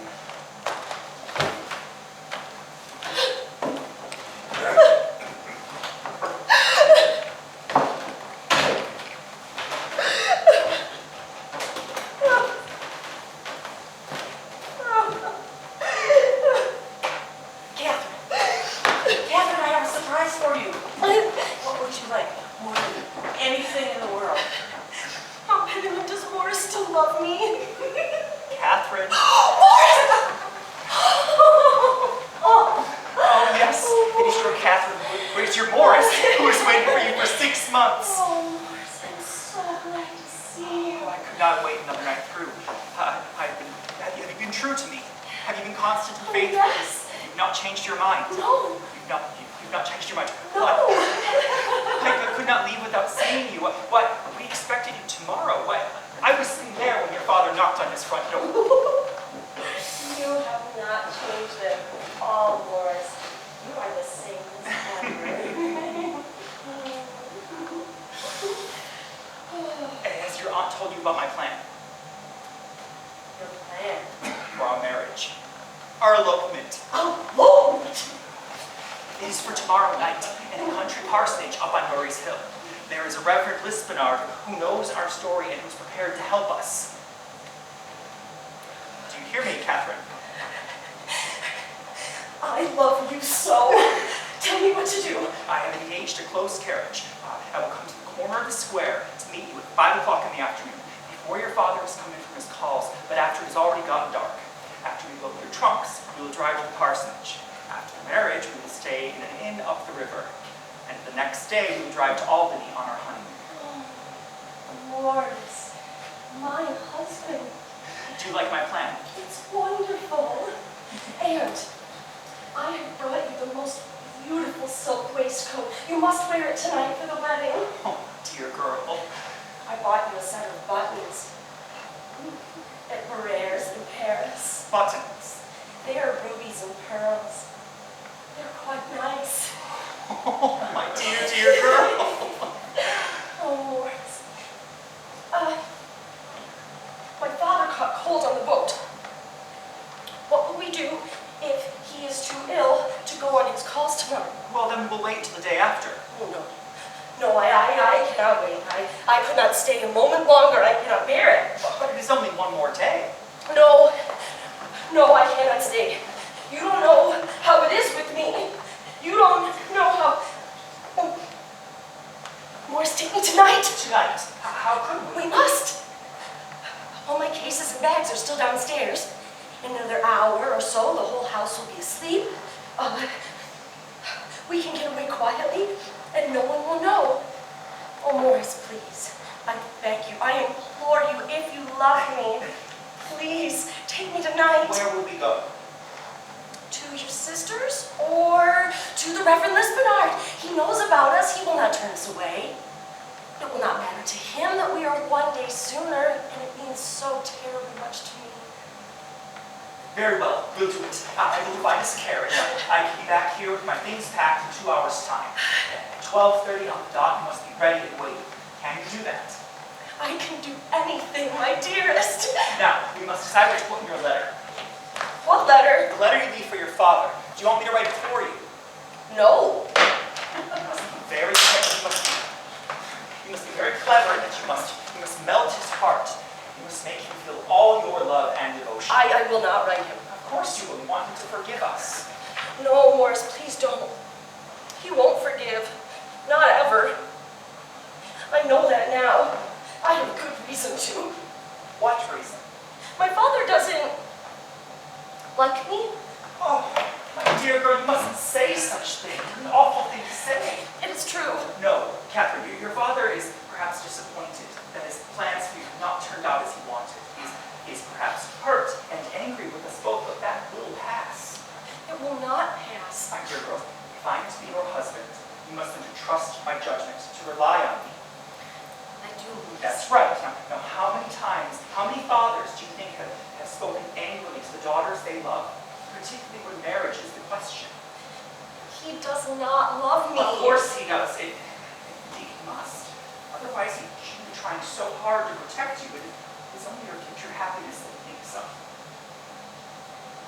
No, Morris, in this one thing I know I'm right. I could not even say it if I were not sure. I understood it tonight for the first time in my life. You can tell when a person speaks to you as if As if what? as if they despised you. Despised? We must be very happy, and you must never despise me. Of course not. I will never ask him for anything again, or expect anything from him. We will be very happy and will depend on him for nothing. No. I will try to be the best wife in the world, Morris. Of course you will. Of course you will. What's that noise? Perhaps my aunt? I had better go. I will get ready immediately. Yes, you better. I'll try to be punctual, Morris. I know you like that. 12:30 then. Morris, aren't you going to embrace me? Dear girl, your father cannot dislike you that much. He's bound to come around. No. And even if he would, I would not. I see. For a little while.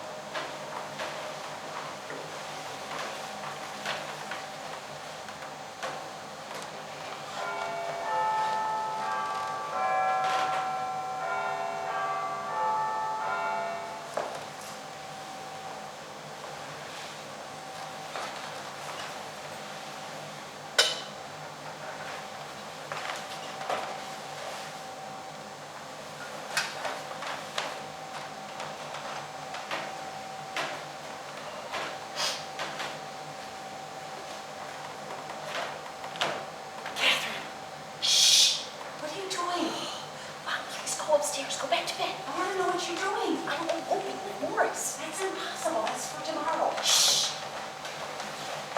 No, this isn't right. You must have misunderstood. He's coming tomorrow afternoon. No, Aunt. He's coming in the next 50 seconds. Why didn't you tell me?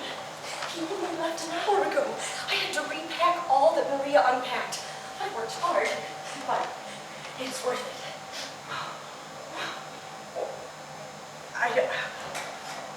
This is wonderful. Yes, we're going to go directly to the Reverend Lispinar's, and if he will marry us, perhaps we'll spend the night with him. But if not, we may ride all night. I don't care.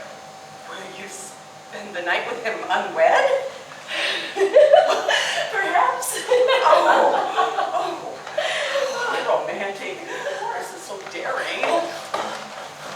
Catherine, would you like me to dress quickly and come with you? There's no time for that. Morris will be here any instant. Well, I think I should. If you're going to be riding all night, you'll need a chaperone. Your father would be shocked. Serves him right. Serves who? Father. He thinks me so dull.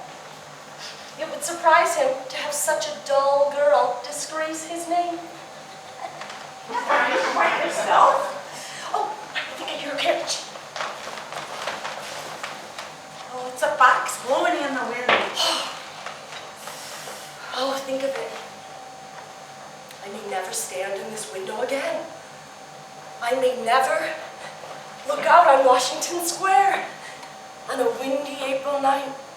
Why won't you? Because I will never be in this house again. Oh, nonsense. It is not nonsense, Aunt. You and your father will be reconciled within the year. I guarantee it. You had better not do that. I will never see him again in my life. What? What time is it? 20 to 1. Where's it? Catherine, come here. I want you to come here and tell me what you mean. I am leaving tonight instead of tomorrow because it is one time less I will ever have to lay my eyes upon him or him on me. We dislike each other too much, Aunt. It is bad for both of us now. Oh, but Catherine, good heavens, you are disinheriting yourself. Yes. Completely. Have you told Morris this? Of course, I told Morris everything. Oh, you shouldn't. Why shouldn't I? Even if you had felt so about your father, you shouldn't have told him. You waited. I had to tell him now. He's to be my husband. Did he understand? Oh, I hear a carriage. Yes. Goodbye, Aunt. I will write to you.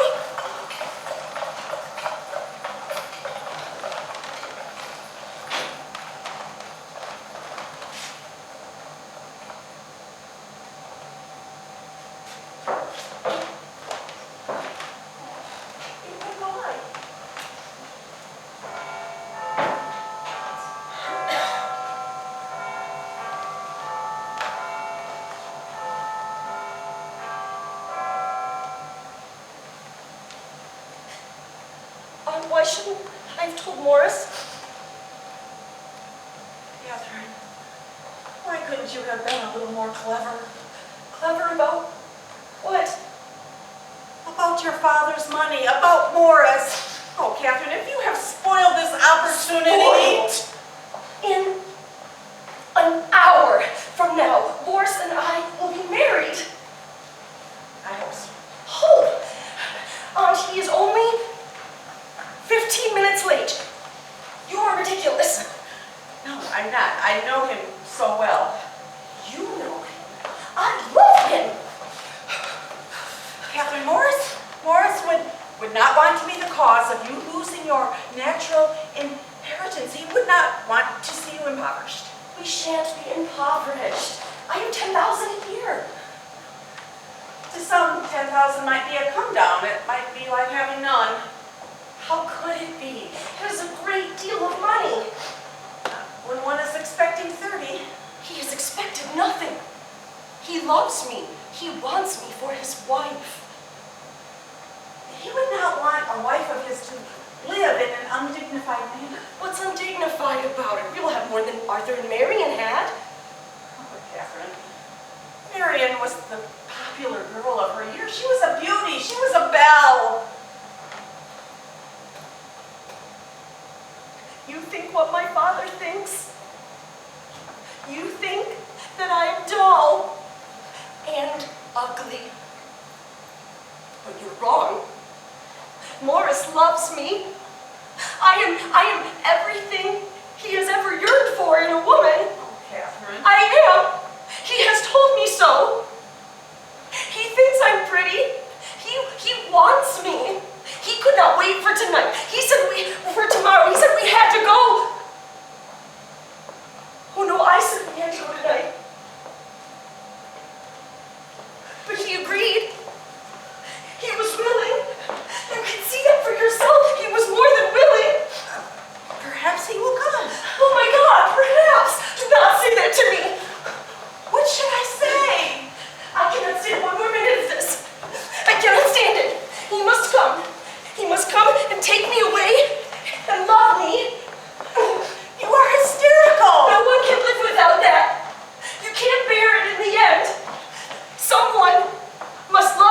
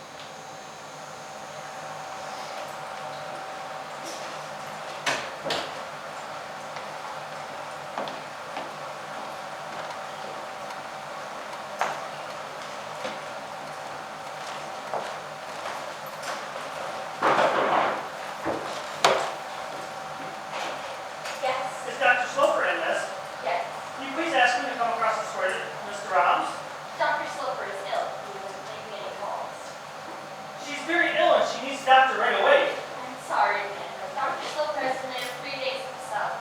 You know better than to come to this store and try to be off this store. What am I to do? You could try Dr. Isaac's frequency. She wants Dr. Sloper, miss. I know. Very sorry. Good morning.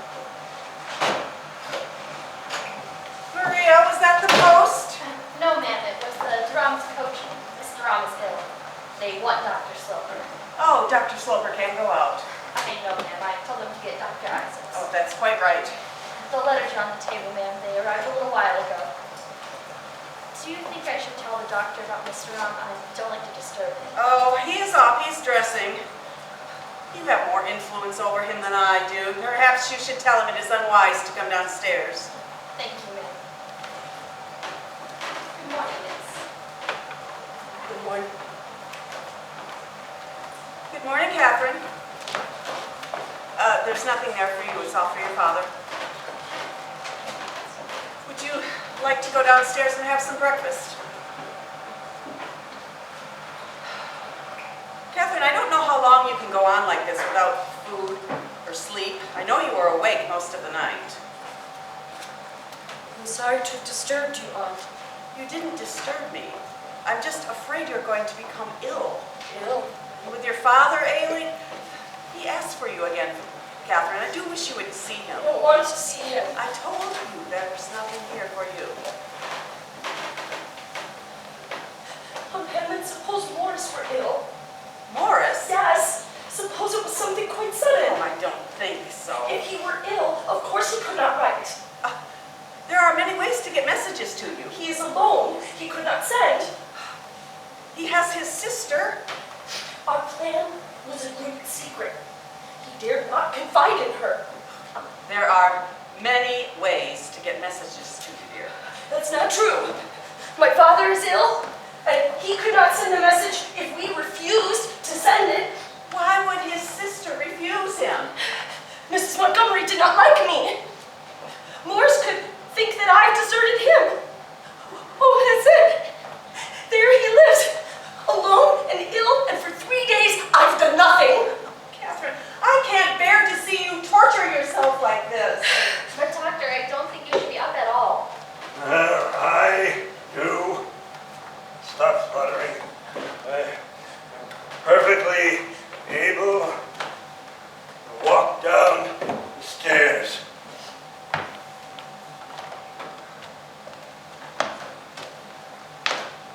Morning, Catherine. Lavinia. Good morning. Good morning. I have not seen you two ladies 2 days. Get my things. But it's such a frightful day out, and I'm sure Dr. Isaacs will get there right away. And so will I. Get my bag. But doctor, And in my study, and medical box atop, there is a black instrument. Bring that with my bag. very well, sir. It's a raw morning out there, Austin. You need to dress warmly. You like your shawl, Lavinia? Yes, I like it very much. You couldn't have brought me a nicer gift. And Catherine, how did your Aunt Elizabeth like her silver tray? I don't know. Tell her that we had come home. No. We could have at least done that. I have been ill, Catherine. You could have. What about you, Lavinia? You wouldn't let your sister know that we've come home? Catherine needed a few more days to rest. To get over her seasickness. Catherine didn't have seasickness. Excuse me, I'm slowing on it.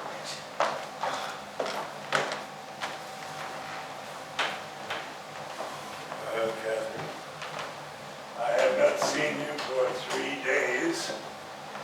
You have been avoiding me. I understand by that your departure is imminent. It would be a convenience to me to know when to expect an empty house. And you leave your Aunt March's tomorrow, No, next week, no, the week after. I don't know. Has he asked you to keep your plan secret from me? No. Excuse me, Wait, Father, Catherine, please. come here. Here, stand here in the light. You look flushed. Do you ever feel it? No. Your eyes look sick. Have you been crying? What, Catherine? Catherine, have you broken your engagement? Oh, if you have, I can't tell you what that is. I know how hard that was. I know the feeling that was. I know how much effort that took. Do you, Father? Yes.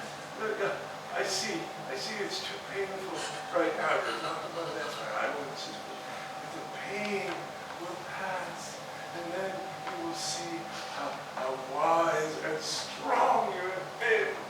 Excuse me, Father, I have some letters to write. Maria, thank you. Is that a flute, Doctor? No. This is a stethoscope. I bought it in Heiress, and you listen to people's hearts with it. I wish I had this years ago.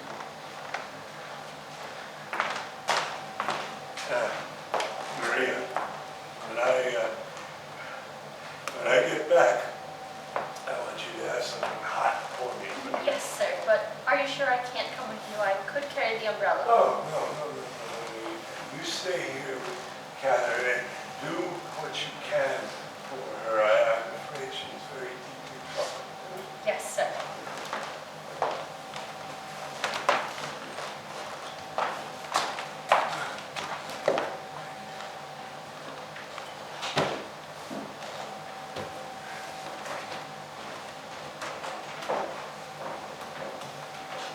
Maria, Yes, miss?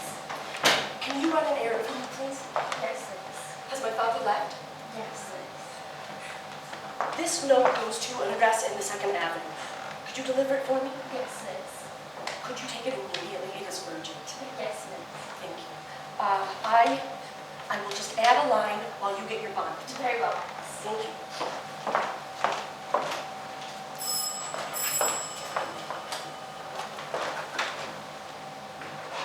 Good morning, Miss Marion. Good morning, Maria. Is it true that they're back? Yes, miss. They got Sunday night. So I heard, and I'm so provoked about it. I did want to meet them, someone should have told us. Oh, ma'am, your uncle has not been feeling well, and there was a great deal of unpacking to do. I will call Miss Catherine.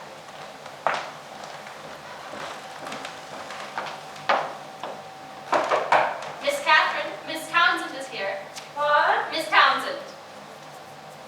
Townsend? Yes, I can't get over being Mrs. Townsend either. Welcome home, Kathy. Oh, How thank good it you. is to see you. Yes.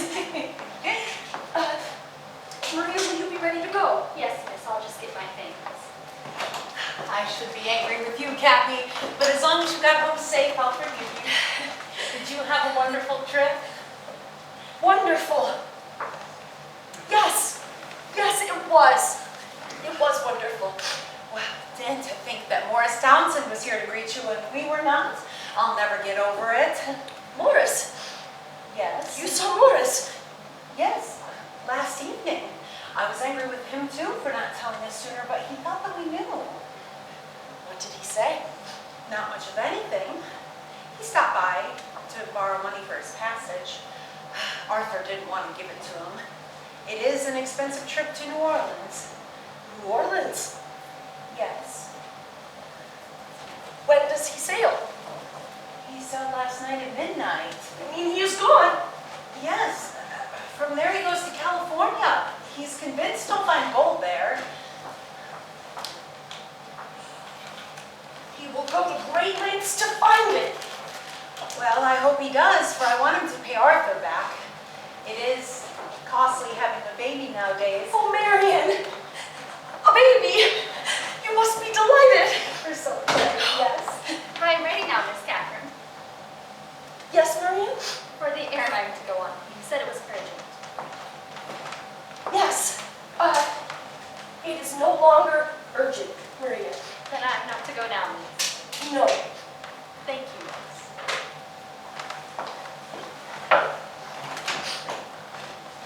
So, tell me about Paris. Where'd you buy most of your things? At Madame Talma's. She made me everything.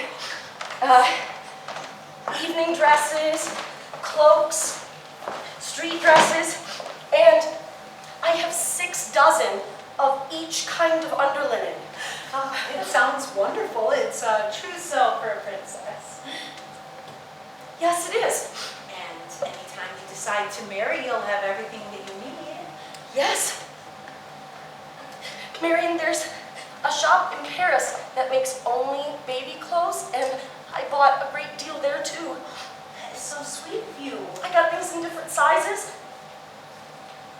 with both pink and blue trimmings. That is so wonderfully thoughtful. Mother must have written you. I want you to have everything. Kathy, there's something that you could have brought me that I'd appreciate more. Would you like to see the baby things? I have them all unpacked. Yes. Come upstairs, I'll show you everything. Kathy, I'll take care of everything, and someday I'll bring it all back to you. No, I will never need them. Oh, Kathy, of course you will. Hello, Uncle Austin. Harriet, what a cheerful surprise. Welcome home. How are you? Are you not well? Oh, I'm fine, but how are you? Well, I am blooming. When are you going to come and see me for a professional visit? Marion, I'll just be upstairs. Yes, Kathy. When would you like me to? Day after tomorrow. How is your mother? She's good. She'll be glad to know you're home. I'd love to stay, but I would like to see Kathy's Paris finery before I have to. Oh, then would you come and see her as often as you can, will you? Yes, Uncle Austin, I will.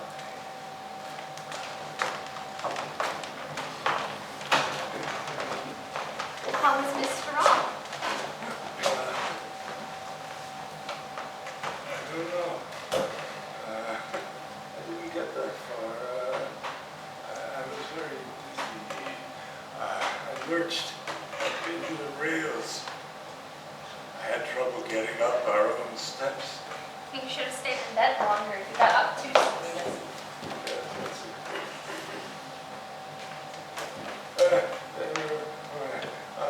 I'd like the flute. Yes, sir.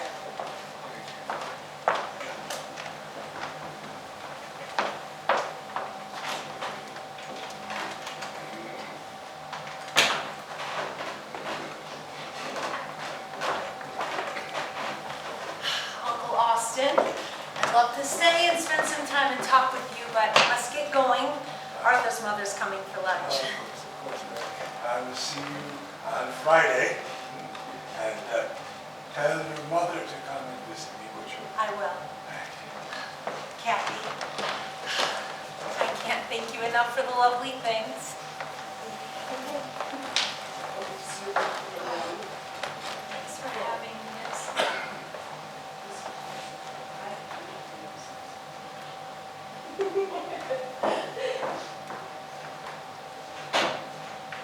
Catherine? Maria? Would you come in here, please? I want you both to hear this. I am ill. This is not a simple congestion. I already have rails in my lungs. I will need some very good nursing. It will not make any difference because I will not recover. But I would like everything to be done I would, Governor. I hate an ill-run sick room, so you will continue nursing under the hypothesis that I will get well. Perhaps you will get well. I'm never wrong about these things. In a few days, I will need a doctor, get Dr. Isaacs. If the street noise makes me restless, then you best have 10 mark laid in the street. And Catherine, I do not want Lavinia in my room at all, unless I go into a coma. About food, don't overfeed me. Don't keep me on slops, soup and broth and gruel. Yes, sir. And get a heavy towel and wrap it around both of the handles of my door so that it won't close noisily. Yes, sir. Get a small lamp and change out the wicks for fresh ones so they won't smell bad. I want that lit at all times. It is very annoying to stumble around in a dark, sick room. Yes, sir. You open up my bed, I will be up in a moment. Yes, sir. I will help you, Maria. Catherine, would you wait, sit here for a moment? If you wish it.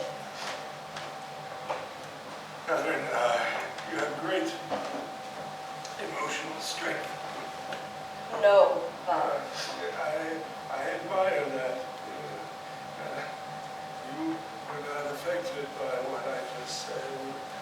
Maria was almost in tears. I don't like that. She was affected. Yeah, I'm not brave. You were brave. I like to think I am brave. Perhaps we are not so different as I thought. Perhaps. I told you that I was proud of you, and I meant that.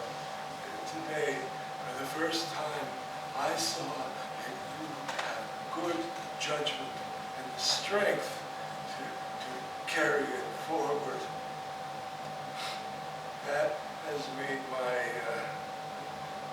condition a little less important, but I must tell you how proud I am of you, deeply proud. Are you, Father? Yes, most deeply proud. He jilted me. What? Morris jilted me. Now are you proud of me, Father? Catherine, Oh, don't show me kindness now. It doesn't become you. He only took your estimate of me. You should be elated.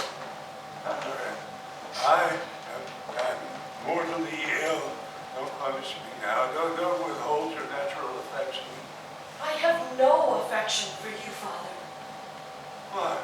Because I tried to protect you from Morris Townsend. No, I understand now why you acted about him as you did. You admit I was right. No, you thought that any handsome and clever man would be as bored with me as you are and would love as little. It was not love that made you protect me, it was contempt. Someday you will come to me and you will say that I have done you a great service. I can tell you now what you have done. You have cheated me. If you could not love me, you could have at least let someone else try. Morris Townsend did not love you. I know that now, thanks to you. Better to know it now than in 20 years hence. Why? I lived with you for 20 years before I knew that you didn't love me. I can't think that Morris would have hurt me or starved me for affection any more than you did. I see you found your tongue, Catherine. Is it only to say such terrible things to me? Yes, this is a field where you will my mother. I think you are fortunate. You will find a decent, good young man, and you will make him very happy with many, many good qualities. And I will have $30,000 a year. And I will let you choose with discretion. If I am to buy a man, I prefer to buy Morris. No, don't say that. Does it humiliate you? But you promised me that you are done with him. No. Well, you know him to be a scoundrel. I won't promise. Explain. I can't explain, and I won't promise. I will change my will. Good! You should do it immediately. I'll do it when I please. Oh, that is very wrong of you. You should do it right now, while you still can. I'll do it tomorrow. You may not be well enough tomorrow. I want more time. I want to consider. There's nothing to consider. Since I am unwilling to promise, I should not enjoy your fortune. I don't want to disinherit my only child. You want your money to go to a purpose that you approve of, right? I certainly should. If you leave it to the clinic, it will do as you wish. If you leave it to me, you know in whose pocket it might end up. I am ill, and you are chillying me. You better tell me how you want this worded. Now. I, Austin Sloper, surgeon of 16 Washington Square. This is absurd. You don't want me to do this, and I don't want to do it. I know you don't. You want to think of me sitting in dignity in this handsome house, rich, respected, and unloved forever. That's what you think I deserve. But I may fool you, Father. I may take your money and chase after Morris and squander it all on him. Which do you think I will do? I don't know. Well, you better decide and act accordingly. I can't. I don't know. Perhaps you will someday. No, I shan't. Or I shall be dead. That's right, Father. You'll never know. Will you?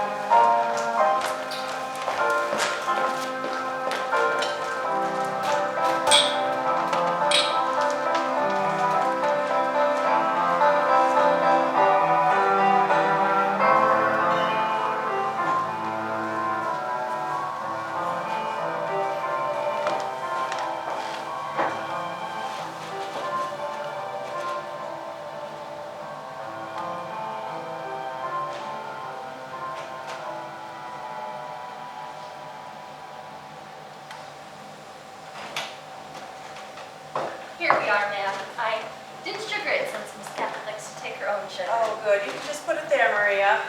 How is our ice holding up? I have it wrapped in burlap, but I'm afraid it won't make it till the morning. And the cellar is hot tonight. If you and Cook would like to go take a stroll in the square, please do. Miss Catherine and I will want nothing more. Maybe we will, ma'am. On a night like this, Miss Catherine advises you shore with steadier. She says she prefers a square to a fashionable beach. She always used to go when Dr. Sloper was alive. I found a whole batch of colors upstairs that I think might do. Let's hope the moths haven't gotten to them. Why, Miss Catherine, you painted one of your Paris gowns. Yes, Marie. It's very lovely, very becoming of you. You look quite handsome. dress I could find. Cook and I were thinking we might take a breath of fresh air from the square. Do you mind? No, not at all. Thank you, Miss. And Maria, you are as free in this house as I am. When you want to ask a small favor, you need not blandish me with false compliments. But Miss Catherine, I said what I meant. You do look quite handsome, doesn't she, Miss Pennyman? Yes, Maria. We will not discuss it. I know how I look. Thank you, Miss. Good night, then.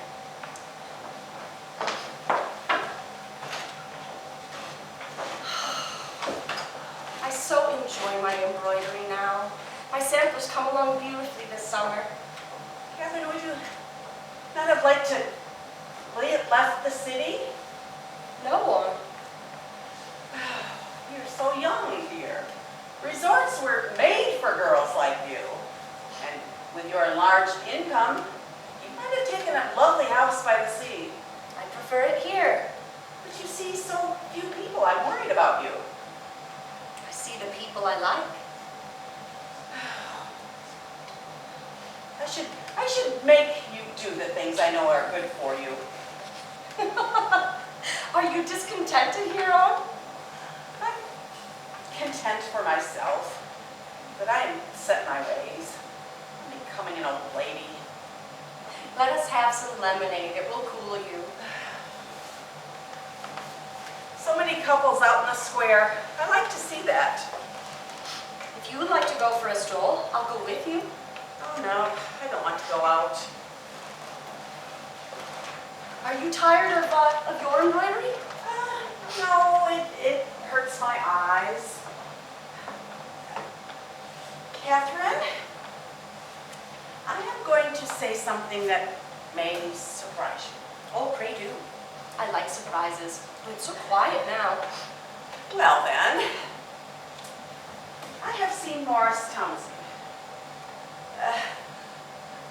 I ran into him by accident at Marion's. He's only been home a week. We left at the same time, so we walked a bit together and talked. He's still very handsome, but older looking. He's not quite as animated as he used to be. There's a touch of sadness about him now. I don't think he's very successful in California. Catherine, are you listening to me? Yes. Well, he asked ever so many questions about you, and he has heard that you haven't married, and you seem very interested in that. He hasn't married either. Please say no more. But I must. He has sent you a message, and I promised to deliver it. You must help me keep my promise. I don't care what you do with your promise. But Catherine, he wants to see you. And he feels like you never understood him or judged him rightly, and that belief has weighed on him greatly. How can you bring me such a message? You stood in this room the night he deserted me. Oh, Catherine, don't say that. He didn't desert you. If you would just hear him out and listen to his side of things, he meant it nobly. He really did. I can tell you have been with him. He has beguiled you again, and you talk like a fool. Oh, I don't care what you think of me. I am convinced that you will be happier after you have seen him. Save your breath, Aunt Lavinia. I will not see him. Oh, dear. Who is that? Catherine? Have you dared? Oh, have I done wrong? I just want to see your happiness so. You see no one, and nor does he. I know, I'm a silly old woman, but I want to help. Go to the door and tell Mr. Townsend that I am not at home. Please? I am not at home. Oh.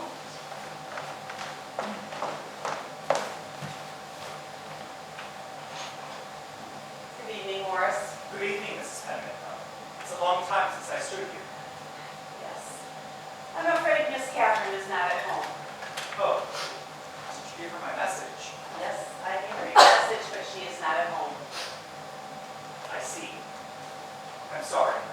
Come in, Morris.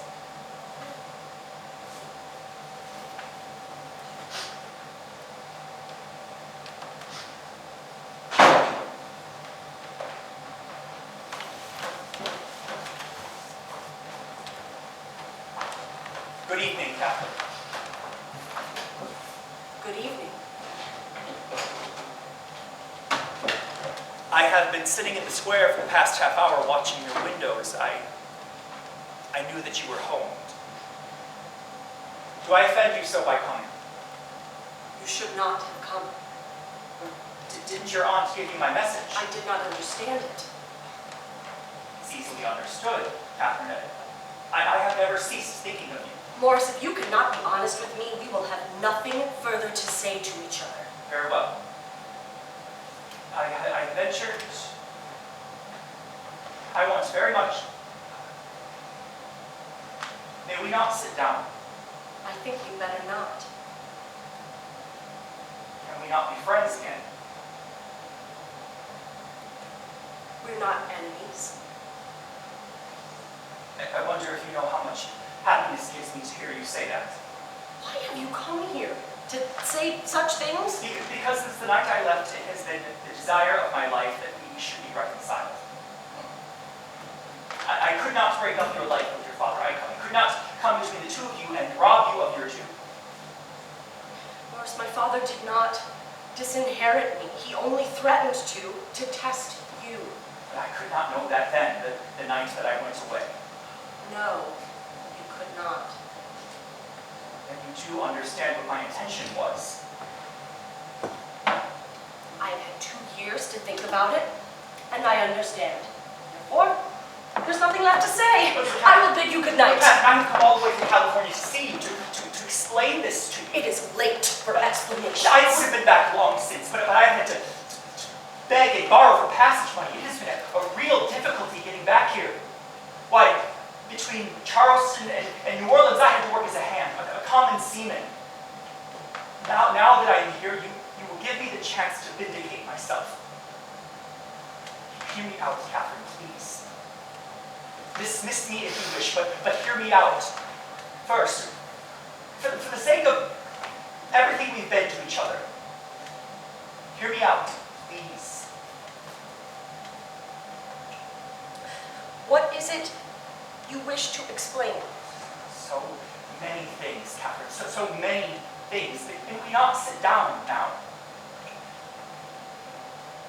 Very well.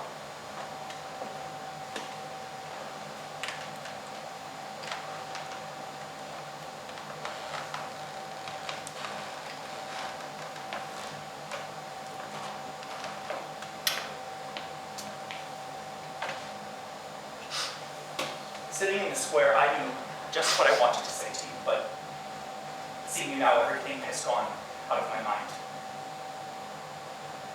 You have changed, Catherine. You have grown into a handsome woman. Have I? You're so serene now. I live a peaceful life. Perhaps that is why. You are lucky to live like that in this house.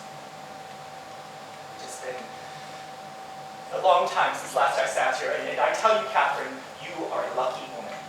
Do you think so? You have everything.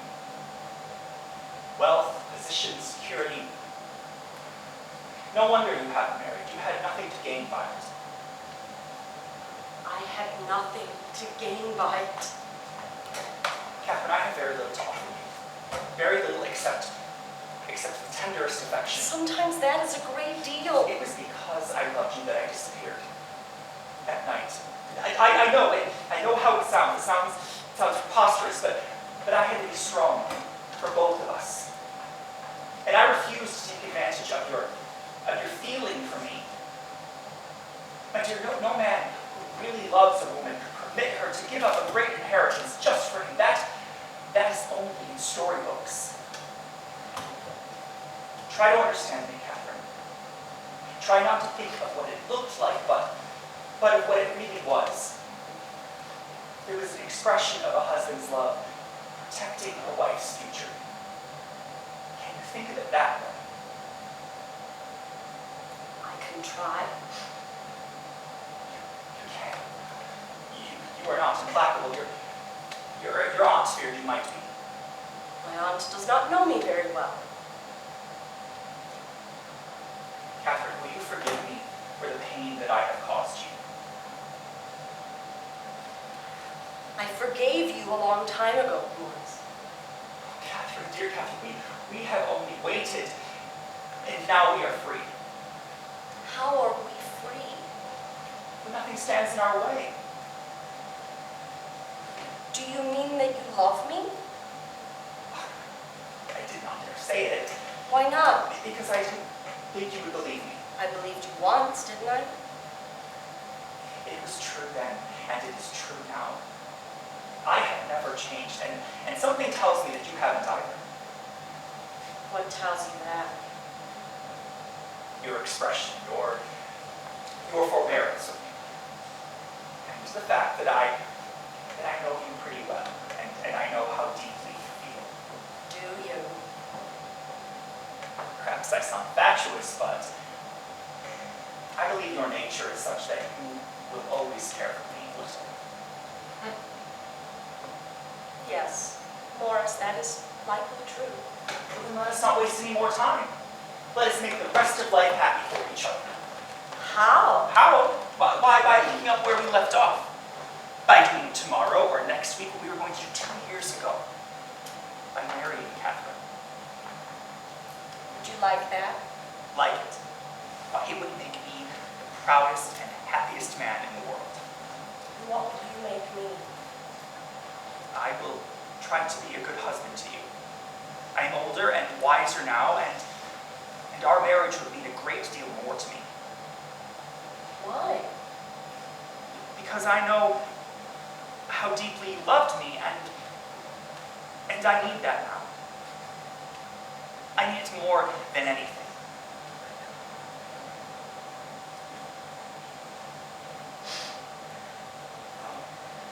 When would you like to marry me, Morris?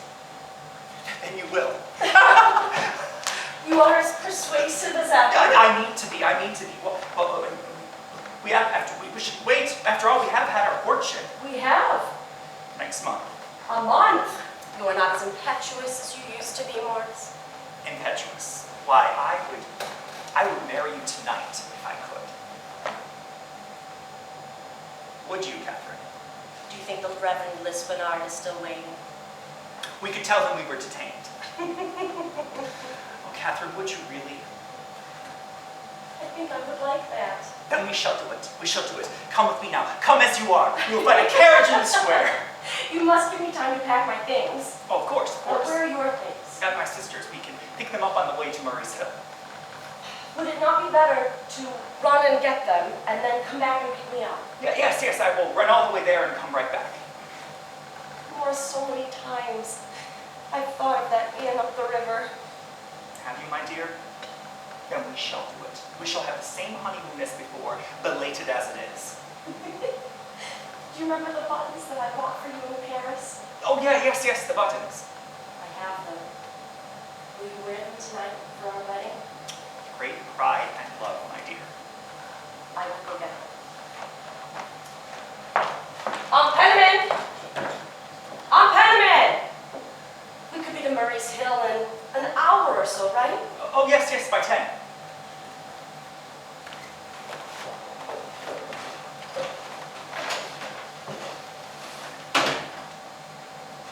I am home. I am really and truly home. What? She is magnificent. You have done a great thing. Oh, I'm Mrs. so relieved. Oh, I've never stopped trying, Morris. She is superb. She has such dignity now. She is an admirable woman. She truly is. This You will time, be happy. Oh. I will see her in a happy home. I will cherish her forever. You will be good to her. Yes. Oh, when will you go? This time I am twice blessed. We are to be married this evening. Oh, it's all come true. Oh, Catherine. Yes, Aunt Lavinia. Here you are, Morris. Your wedding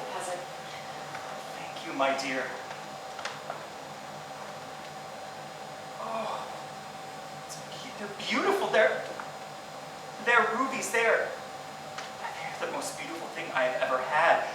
Look, Mrs. Penniman. I've seen them. Oh, they sparkle so. They suit you, Morris. They do. I will cherish them for the rest of my life.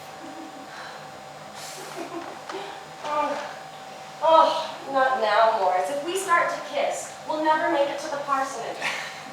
Will you turn your head, Aunt Penniman?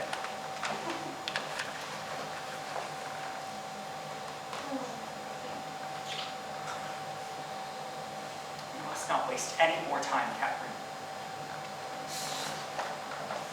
Catherine, you will have no regrets. No. How long will you be? Back immediately. For a little while then. Oh, we have him back. Yes. Oh, I always knew it would turn out like this. You were not so sure as I. No. Oh, I just knew it would be like this. Oh, I hope I never lose my romantic nature.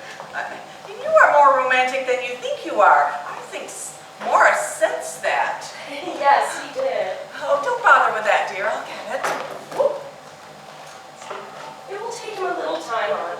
There's no hurry. But he said he would be right back.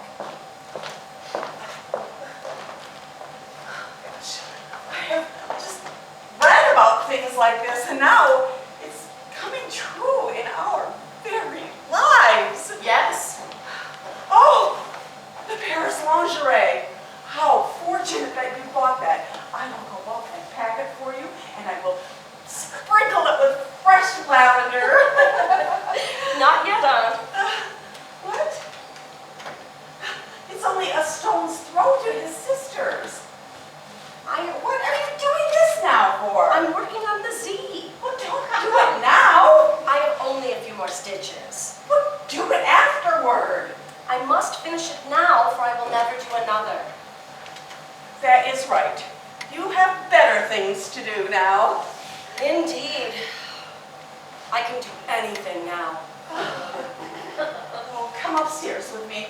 You must look your prettiest. Sit down, Aunt. No, Sit down. but Morris will be here. Morris will have to wait. What? He came back with the same lies, the same silly phrases, and he thought I was too stupid to detect his falseness. That means it is he who is stupid, not me. No, this is not true. He has grown greedier with the years. Before he only wanted my money. This time he wants my love too. Well, he came to the wrong house and he came twice. I shall see that he never comes again. Catherine, do you know what you're doing? Yes. Poor Morris. Poor Morris! If I ever hear his name again, Aunt, if you even whisper it, I will take that as a sign that you wish to live alone. Catherine! It will mean you are leaving Washington Square forever. You can be this cruel? Yes, I can be cruel. I was taught by masters.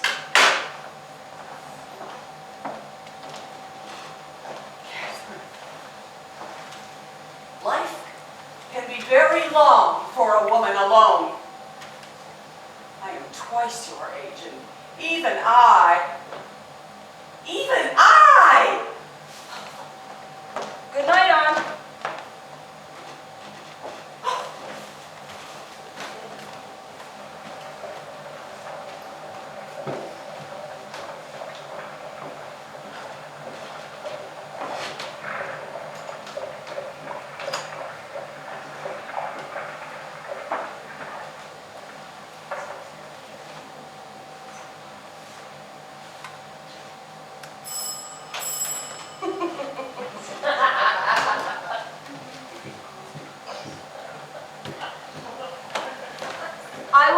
attached to that, Maria. It's for me. Yes, Liz.